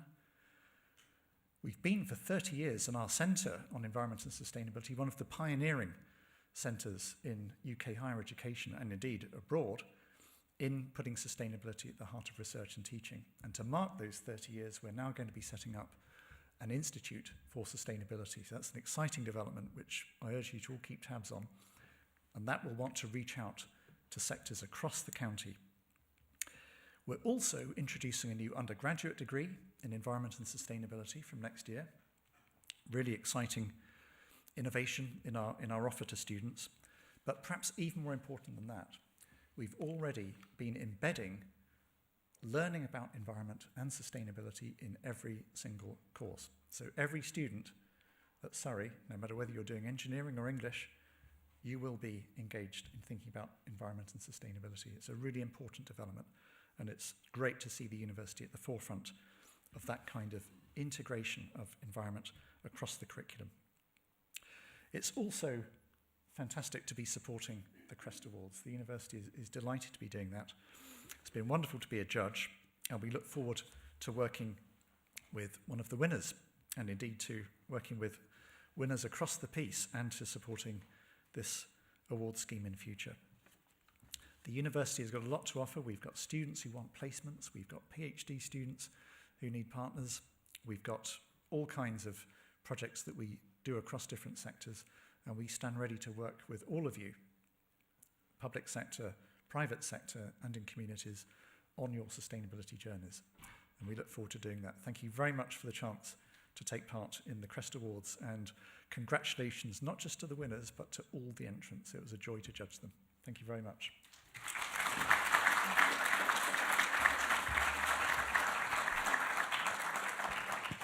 Thank you very much, Ian. As we all come back replete from that lovely break, timely reminder of our brief, if you like, for all our businesses, both when it comes to climate and the nature crises, and some very uplifting calls to action and examples of action and practice at the university and across Surrey. Surrey's really where it's at. I'm impressed. Well, back to the awards, and we're now going to move on to award number 4, which is all about going circular. So how do we move away from the take, make, dispose model of doing business and start to think about really, truly circular business models? Now, the nominees in this category are Be Friends, Nordic Wellness Drinks, and Pure, it does say Pure Mess, that's not me, misread. Okay, I'm going to confess, I decided for some reason that it was going to be a good idea to have espresso martini in the break. Because I know that I've got 40 slides to do in 10 minutes, so you can collectively be the judge of the wisdom of that decision. Anyway, moving on, some videos from the finalists. My name is Sergio, and I'm the founder of Bee Friends. Bee Friends is a bee farm, honeybees, and we look after over 200 colonies of native honeybees, mainly in the Surrey Hills. We offer local raw honey and a unique range of skincare products, natural skincare products, where we use honey, beeswax and propolis as main ingredients. Obviously, we care very much about our local honeybees, but we recognise even the greater need to look after the environment where we and the honeybees live. We are a bit of a business hoarders because we try to recycle, reuse as much materials as we can instead of buying new ones. So, for example, we reuse a lot of packaging materials, cardboard boxes for our own deliveries and for web orders. We use wooden furniture and pallets, broken pallets to make components for our beehives. We have recycled a stainless steel kitchen table for our honey room, and we have a recycled aluminium sheet to make a roof for our beehives. Beeswax cappings, we produce beeswax cappings when we extract the honey, and then we melt and filter the wax. It is then reused to make candles and the food-graded beeswax wraps, which is a very good alternative to cling film. We visit schools and care homes. We give talks about honeybees. We run a bee demonstration. And our main project for this year is to open our bee farm for guided tours. We will be showing our honey room where we extract the honey, our barn where we have different types of beehives, and some special hives with glass panels where people can look at the working bees, obviously in complete safety. We have partnered with many golf clubs, 21 within the region, farmers, estates, vineyards, country hotels, and basically they have embraced our desire to look after the honeybees, protect the honeybees. So they are not cutting the grass everywhere in their fields. They have planted more bee-friendly flowers, bushes and trees. This has been very well accepted by their members and clients, and actually they are proud of these initiatives that they've taken on board. Hello, my name's Pep Kelly. I'm the co-founder of Nordic Wellness drinks, and we produce healthy probiotic drinks in our Surrey Hills fermentary. And we're delighted to be in the category for the circular economy in the CREST22 Business Awards. And the reason we applied for this, or fourfold really. The first is we used upcycled buildings for our fermentary. So that's 2 production units and 2 units for storing and for our cold room storage, which are upcycled stables. We also use completely compostable materials for our online packaging. Sending out bottles, of course, we need very strong packaging, but we've managed to source compostable insulation, compostable boxes, compostable dividers, and compostable tape. And the gel, the fridge or freezer gel packs are also reusable. The third reason is that we also take all the cardboard that comes into the fermentary, we strip that down, take any of the plastic out of it and the staples and put it into our compost on site and recycle that back into our vegetable beds on site at the fermentary. This is really important for protecting our soil and preserving the soil that we have, which of course we do not use chemicals on. And finally, very important to us at Nordic Wellness Drinks is the education of the customers and to the retailers about the importance of live bacteria to improve our gut health. So for this reason, we attend many local farmers markets, and we get great pleasure from talking with our customers about their gut health and how they might improve it with fermented foods and water kefir in particular. So we're absolutely delighted to be part of the CREST22 Business Awards and look forward to the awards ceremony on the 19th. Hi, my name is Gemma. I'm from a company called Pure Mess, and we are a natural, sustainable skincare company based in Guildford. There's a few of us working in the business now, which is amazing, and we're really happy to have become finalists in the CREST Awards this year in the Going Circular category. It's really important to us because One of the reasons I started the business was because I was diagnosed with breast cancer, and I'd been a science teacher, and I used to teach a lot of environmental sustainability. So when I started the business, it was really important that that was a really big aspect of it. We supply a lot of zero waste shops with large bulks of products, and then when we go and give them another order, we take back all of our packaging and re-sterilize it so that we can use it again. We also encourage all of our customers to reuse, reduce, recycle. We run Instagram competitions, etc., so that they can show us what they're doing with the packaging, so it's not just wasted. So we're on our way to becoming completely zero waste. Thank you. So great demonstration there of same circular principles, but such different applications. Well, anyway, to hand over this award to the winner, I'd like to welcome to the stage Andrea Hughes of Mayor Brown Limited. Andrea.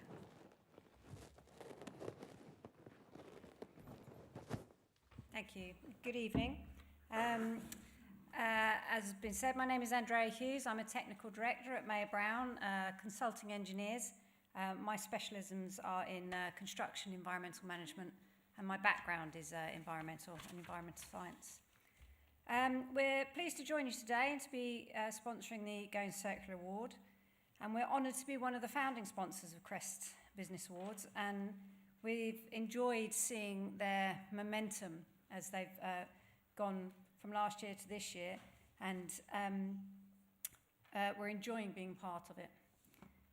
Going Circular is of special interest to us because we are active in the field of waste management and management planning, and we also seek sustainability as a goal across all of our disciplines. We're particularly pleased to be here today at the WWF Living Planet Building because Mayor Brown was established in Woking in 1988, and today, 34 years later, we've grown into a multidisciplinary consultancy, still with our head office in Woking, and now with nationwide offices, but still with our head office in Woking. Our clients look to us for transport planning and infrastructure design skills, as well as our respected environmental team, who work on environmental management planning and air and noise assessment. I've been intrigued today to see the innovative concepts that have come forward from our amazing finalists in the area of circular economy and going circular, and we're excited to see who receives this award this evening. So the nominees are, as a reminder, Be Friends, Nordic Wellness Drinks, and Pure Mess. So it's my pleasure to announce that the winner of the Going Circular Award and the Sustainability Consulting Voucher from the Centre for Environment and Sustainability is Nordic Wellness Drinks.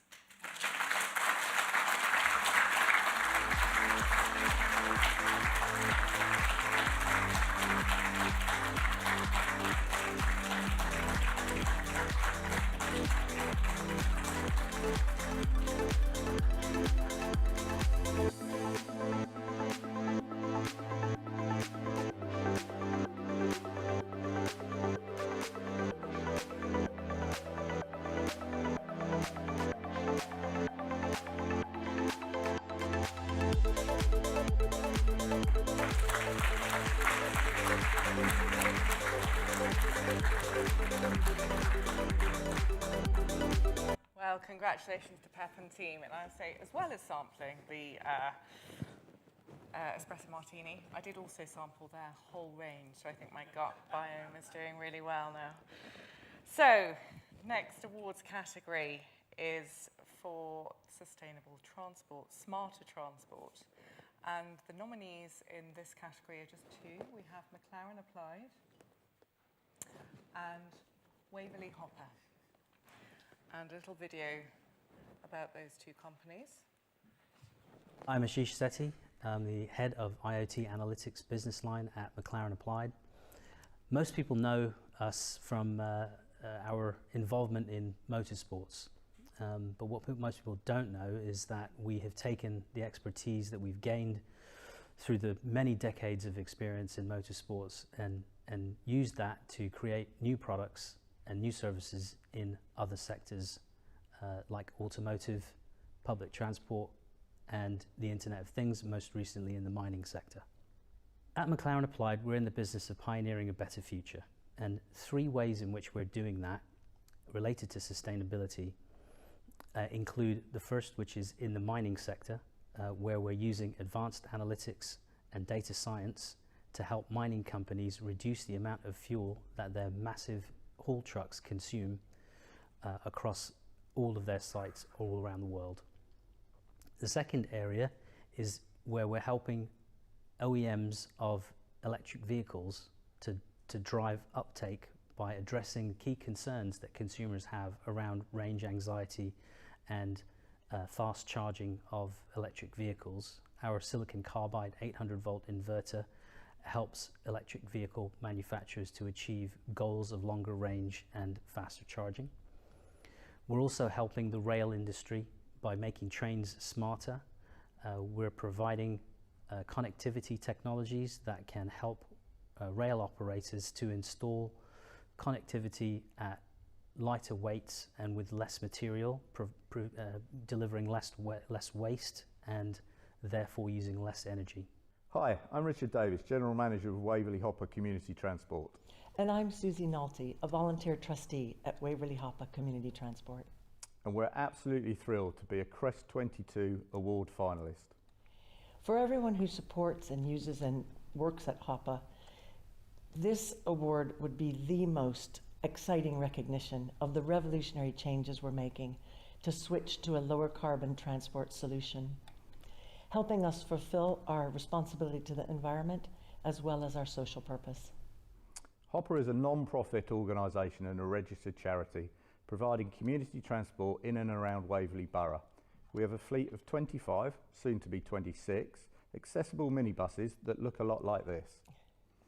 For 20 years, we've been providing door-to-door, affordable, supportive and friendly services to anyone who can't access ordinary transport for any reason within Waverley. Winning this award will help with our aim to electrify our buses, driving our emissions to virtually zero, and to make other improvements like upgrading old desktops to new laptops and moving to paperless operations, and improving the energy efficiency of our headquarters. Everyone at Hopper is passionate about our social purpose, to deliver friendly, supportive and efficient door-to-door transport service for the isolated, elderly and vulnerable in our community. We help people achieve better outcomes by supporting their continued independent mobility.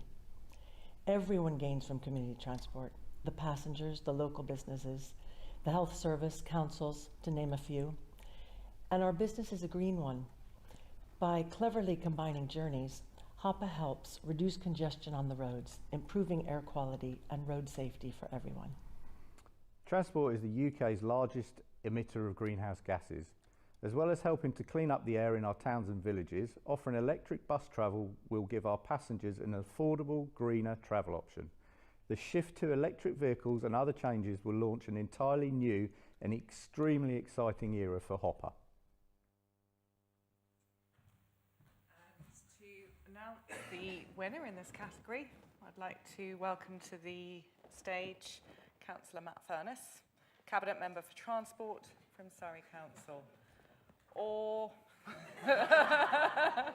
alternatively, Marissa, hi.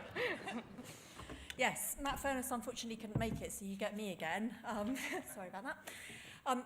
Two incredible entrants there, two very different entrants as well, as I'm sure you all noted. One at the forefront of technology. I think anyone who got the train today could say we really want smarter trains because I heard there were all sorts of issues on them, so yes, please drive that forward. The other doing the community stuff. So you've got one, and I spoke about this earlier when I was speaking about how we want to make access to taking action around climate change for everyone. So you've got one, the people in our in our community and things who will be able to make that switch to electric cars and things, who will be able to afford that and can access them, and McLaren driving the technology and ability for that to happen with the longer ranges and things. And then Waverley Hopper. I mean, we depend on these sorts of organisations for things in our county. We really do. We have so much respect for them and the work they do. And this is for the people who need help, who might not be able to access some of the things that we can access. And it's helping them. So they are brilliant entrants. And I will open the envelope and let you know who the winner is. The winner of this category Smarter Transport Award is McLaren Applied. Well done.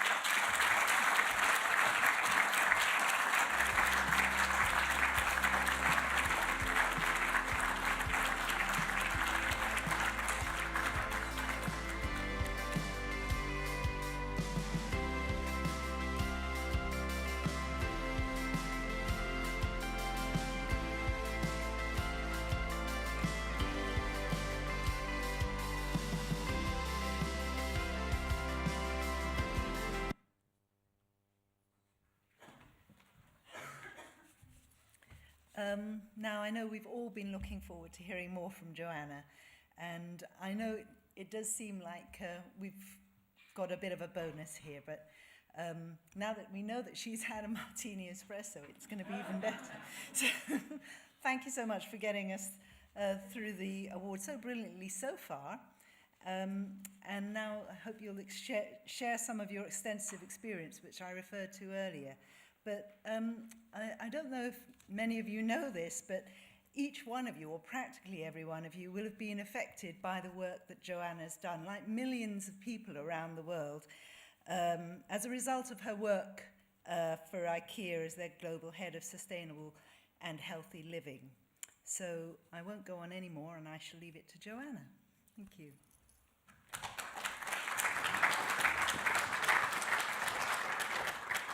Thank you, Carol. Well, as I said, 40 slides, 10 minutes, and an espresso martini. What could go wrong?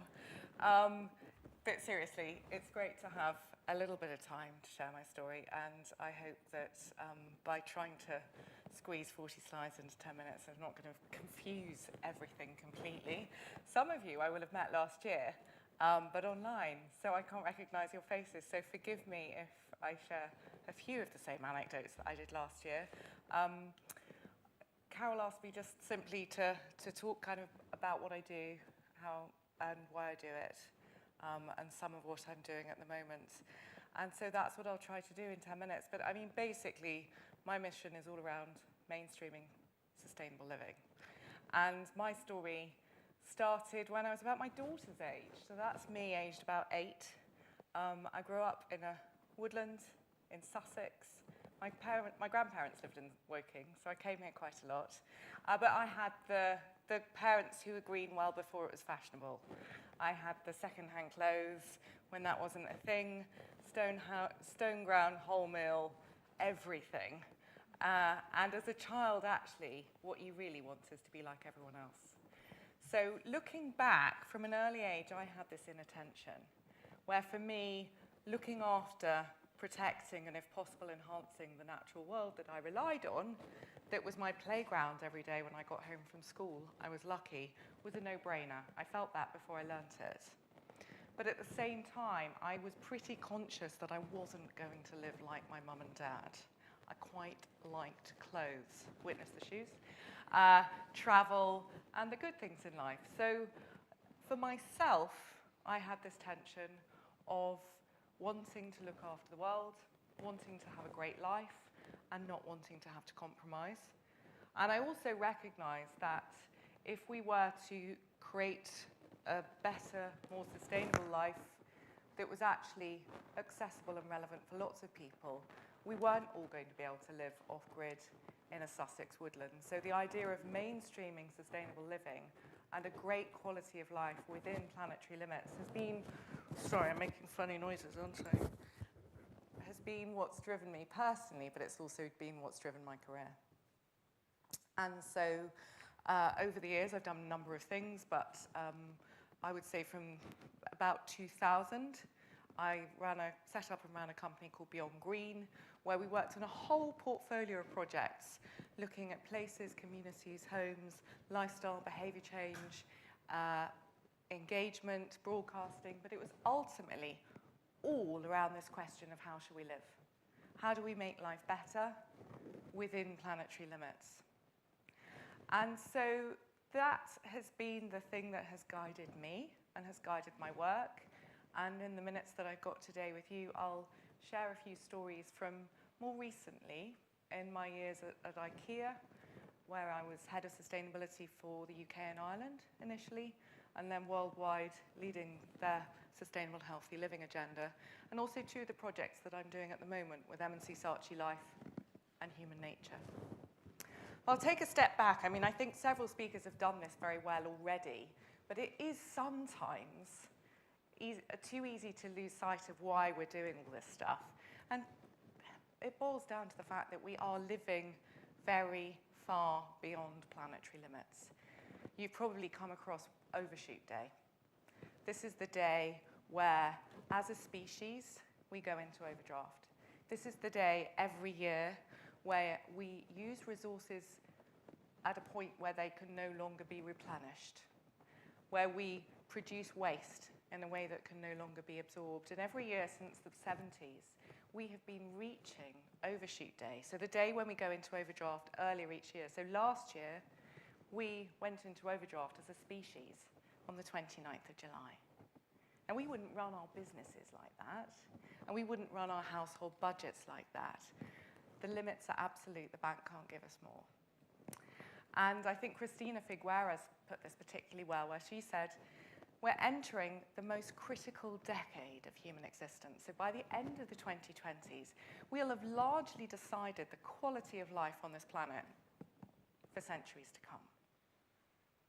So this isn't just the decade where we go further into overdraft. It's also the decade where we shape the future irrevocably for our species and also for our businesses. You know, many of us are running businesses that we hope might still be around in 10 years' time. We're creating the climate. We're creating our own operating environment.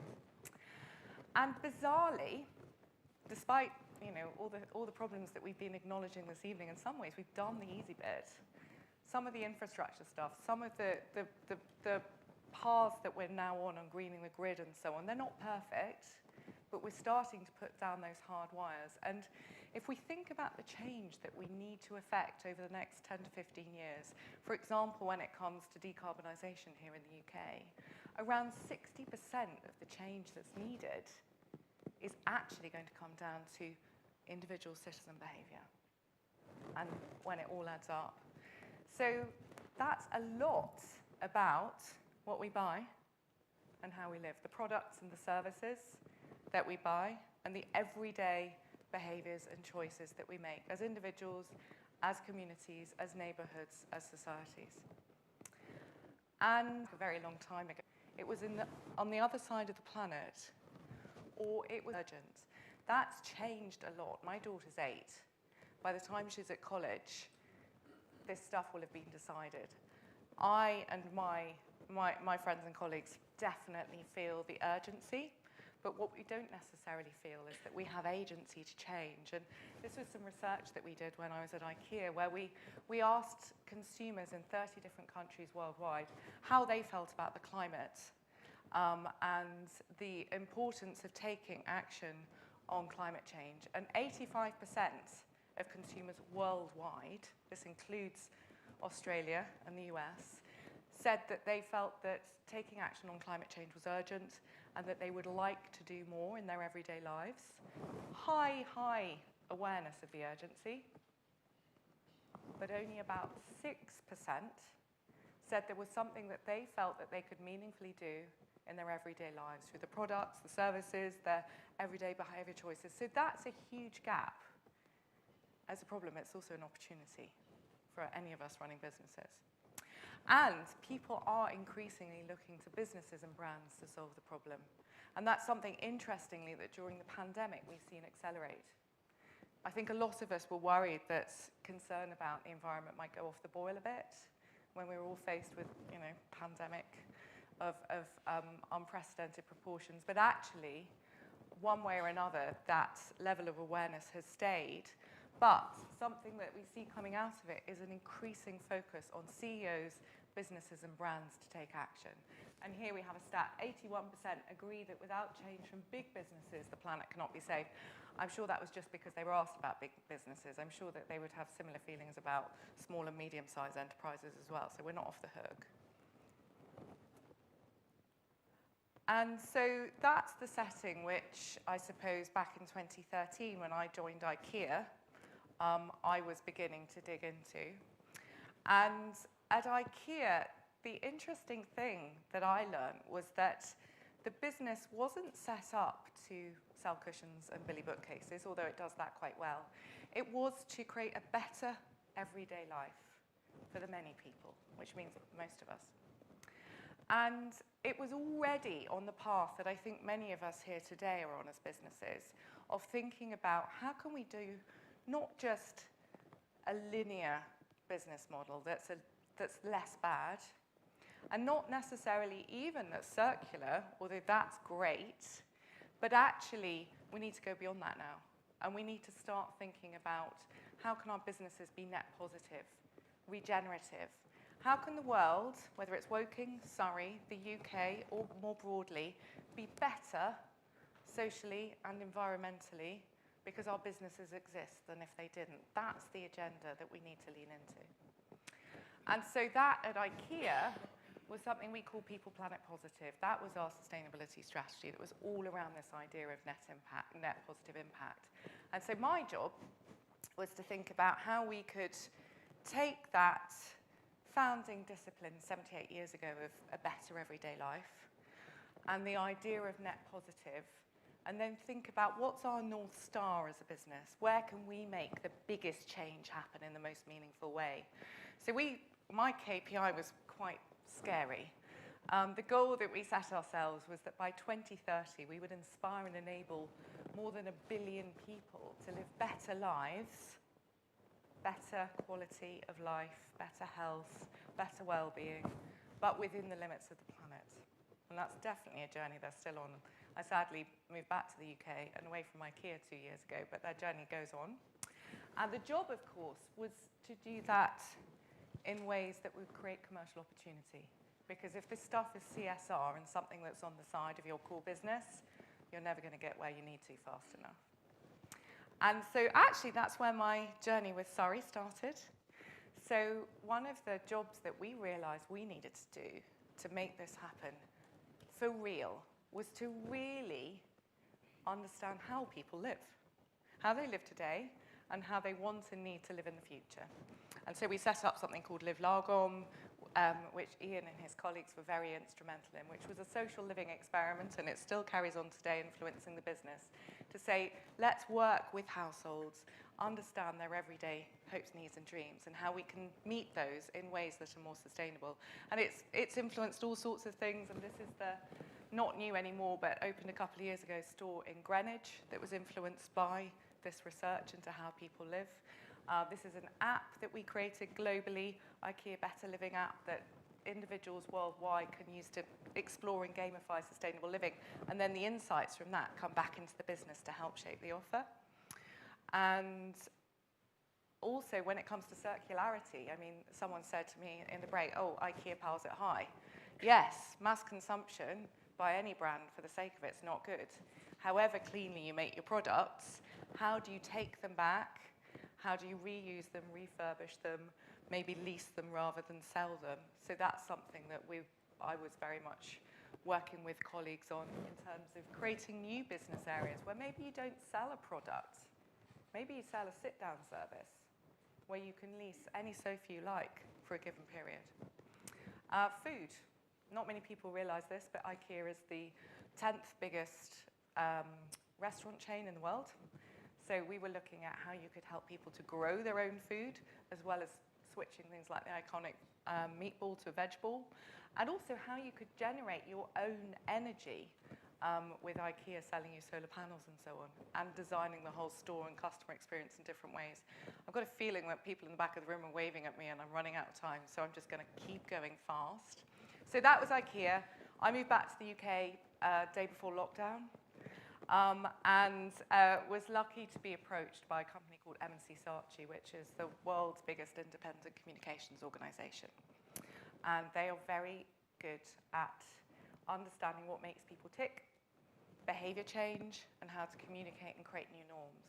And so my job there is to work with them to use those superpowers to firstly think about their core work and how they can focus that. They do a lot of work on social impact, haven't done so much on environment impact yet, so we're working on that. But also how to create new areas of business. So what we're doing now is creating a new offer that is really focusing on mainstreaming sustainable living. So working with businesses and brands to do these two jobs, both inspire, help people see what a better future could look like, and enable. So working with businesses to give them the tools to make that happen. And it's all about understanding this gap of getting under the skin of how we live today, what people's needs, hopes and dreams are, but also how we're going to need to live. Let's take 2030 as our client and our brief. And then let's work with organisations to understand what that means and how they can make the most meaningful difference. So that's bringing together understanding your audience and insights from around the world into how people live, what the barriers and triggers for change are, measuring impact, and actually engaging. So working with everyone from companies like P&G and COP, so we were the communications partner for COP, through to creating unusual alliances. So for example, at the moment working with WWF and a number of different brands and NGOs to say how can we help mainstream the shift to plant-based food around the UK. And then just lastly, my other hat is with a company that I set up with my husband called Human Nature. And Human Nature is a small business that basically designs and builds places that make sustainable living easy and attractive. Because if we think about the power of a place, a building's brilliant, so's a home, but if you've got a street, a neighbourhood, a town, or even a bioregion that's designed and run in ways that make sustainable living easy and attractive, then you have power. So this is our office in Lewes, where I live, change the world, one neighbourhood at a time. And yeah, this is our first project in Lewes, where I live, where we're designing with the community a new neighbourhood of about 730 homes, workplaces, energy production, food production, and really a celebration of healthy and sustainable living in the UK, bringing all these ideas and principles from not just mine, but a whole collection of people who've been working in applying these principles in different ways together in one place. And so just lastly, I was thinking, well, you know, it's been 25 or more years now. Are there themes and lessons that keep coming back to me from all these different projects? And there are definitely more than 7, but it sounds really obvious, but actually really focusing on the outcome. And actually really this is about shaping how we live and working out for you yourself, your team, your organisation, what are you good at? Because there's a risk that we all feel we have to try to do everything and end up doing a bit of nothing. So with IKEA, identifying that North Star, and then really learning what makes quality of life for your customers, what's going to make life better for them. And then not forgetting to do 2 things: inspire, create a positive picture of a better future, but don't just leave it there, because that's frustrating and disempowering. You've got to enable. Harness the power of examples and experience. For me, that happened right from those early days in the wood, and is certainly what I do in my work with M&C Saatchi and in placemaking.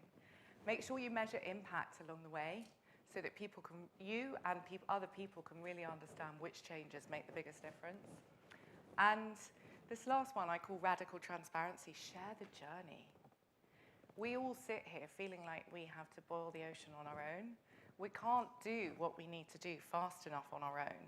We're going to get some of this wrong. When I first joined IKEA, I was so shocked by how much good they were doing under the bonnet. They're Swedish, they're very humble. They knew they didn't have it all right yet, and they knew they didn't have all the answers. So, you know, as a Bolshe Brit, I was like, but we still need to talk about it, because we need others to help us, And we also need others to learn from when we get it wrong. So this idea of, you know, don't wait till you can do it. Don't think you can do it on your own.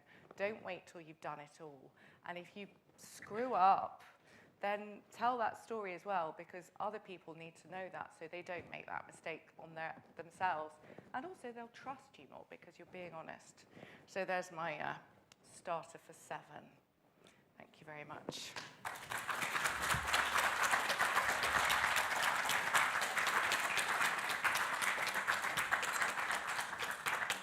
Thank you, Joanna. Don't go away. I think I'm handing to myself now, aren't I? Yes. Yeah. I never tire of hearing about what Joanna has to say, so I hope you'll come back in CREST23. But meanwhile, will you take us back to CREST22 awards? I will. That's my daughter, in case you're wondering who the random girl is there. Yes, so this is our last category, and this is the Judge's Choice Sustainability Hero. So here the judges were given carte blanche, free rein, all the entries that we had each year. They were looking for the standout winner. So it's a very special category here. And I would like to, I don't want to get this wrong. So I'm so relieved about having done my bit. I would like to invite to the stage Sarah Butcher of Surrey Chambers of Commerce. Sarah.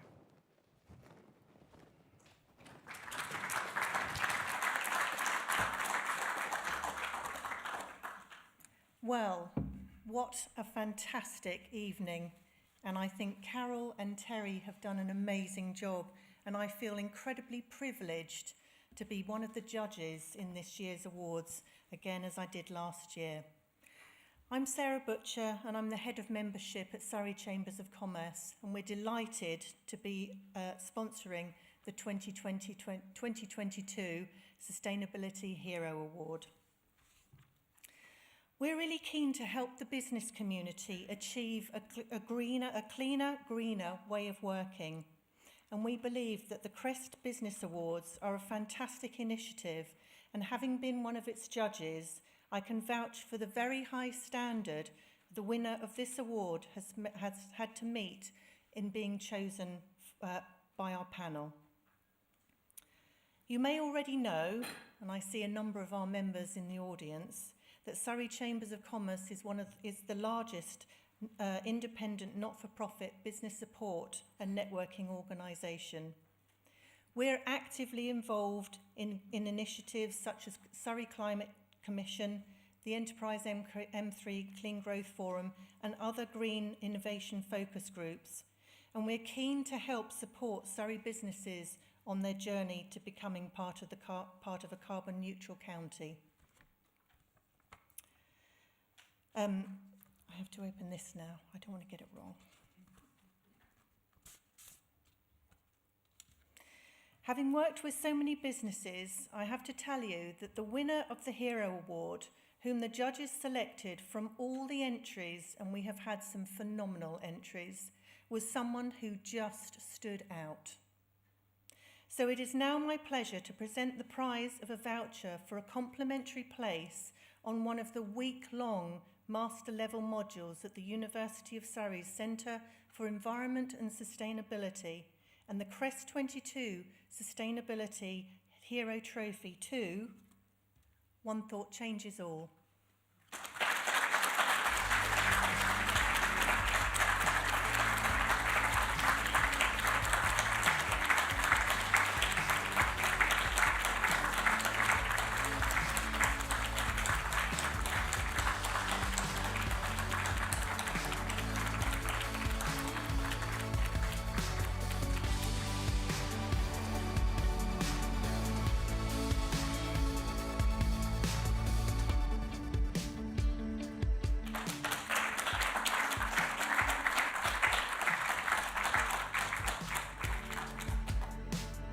Congratulations, very, very well deserved. Well, that's the end of the awards ceremony. Congratulations to all the winners, all the nominees, and all those who applied. I mean, I've heard from the judges what an amazing field it's been this year, and credit to them for making the difficult decisions they did. So I'd now like to welcome back Terry to the stage, and also, coming as well? Oh, Terry, you're going to announce the silent auction, I think. Right, Joanna, thank you, and though you've done a magnificent job, even with the espresso martinis, I'm going to ask you to stay on the stage a little while longer.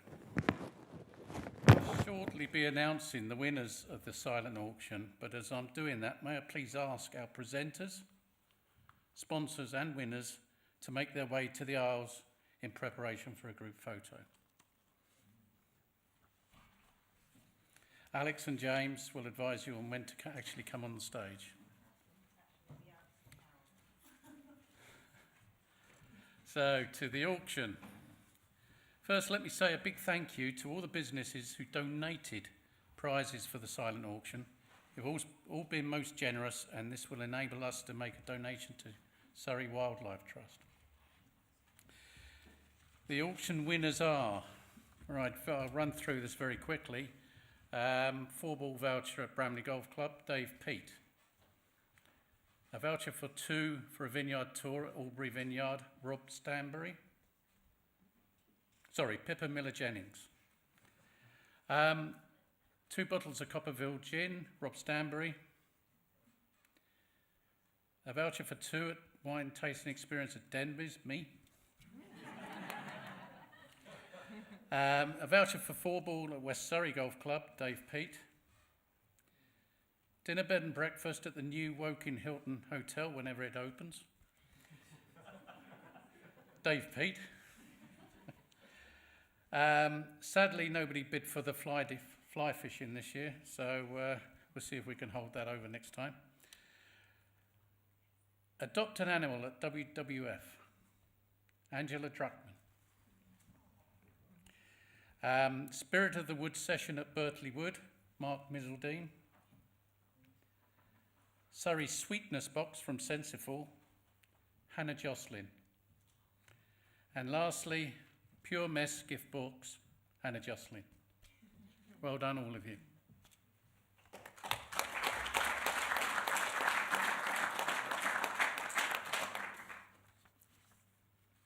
Right.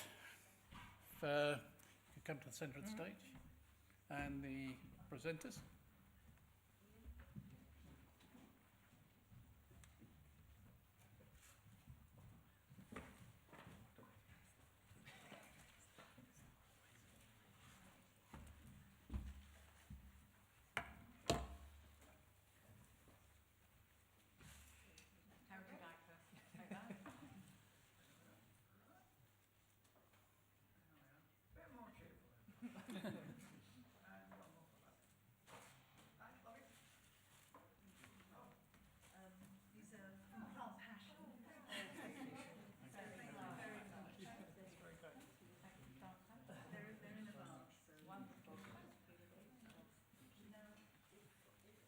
Everybody else?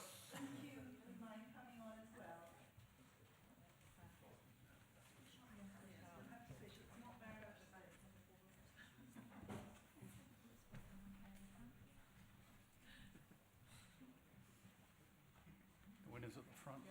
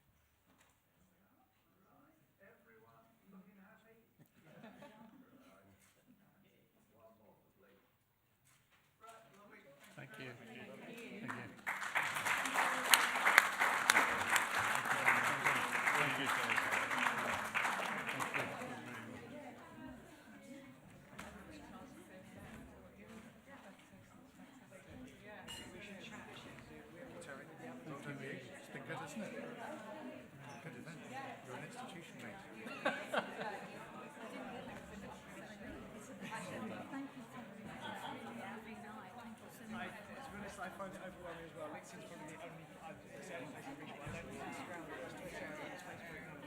So, if you could take seats.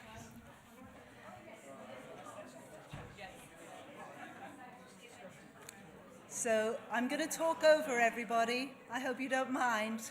But we just like to wind up now. But before we do, we have to thank you all, everyone who's helped us with CREST22. Sponsors, supporters, the WWF, the backstage team, and our wonderful production team who've done all the AV Dreaming Fish and have been streaming this live on YouTube. And of course, everybody who has attended, everybody who's entered, thank you. But remember, from all you've learned, you know the crisis is not over. And so please can I invite you to support us again next year for 2023 and become a part of the CREST23 Awards. Thank you, everyone. Good night.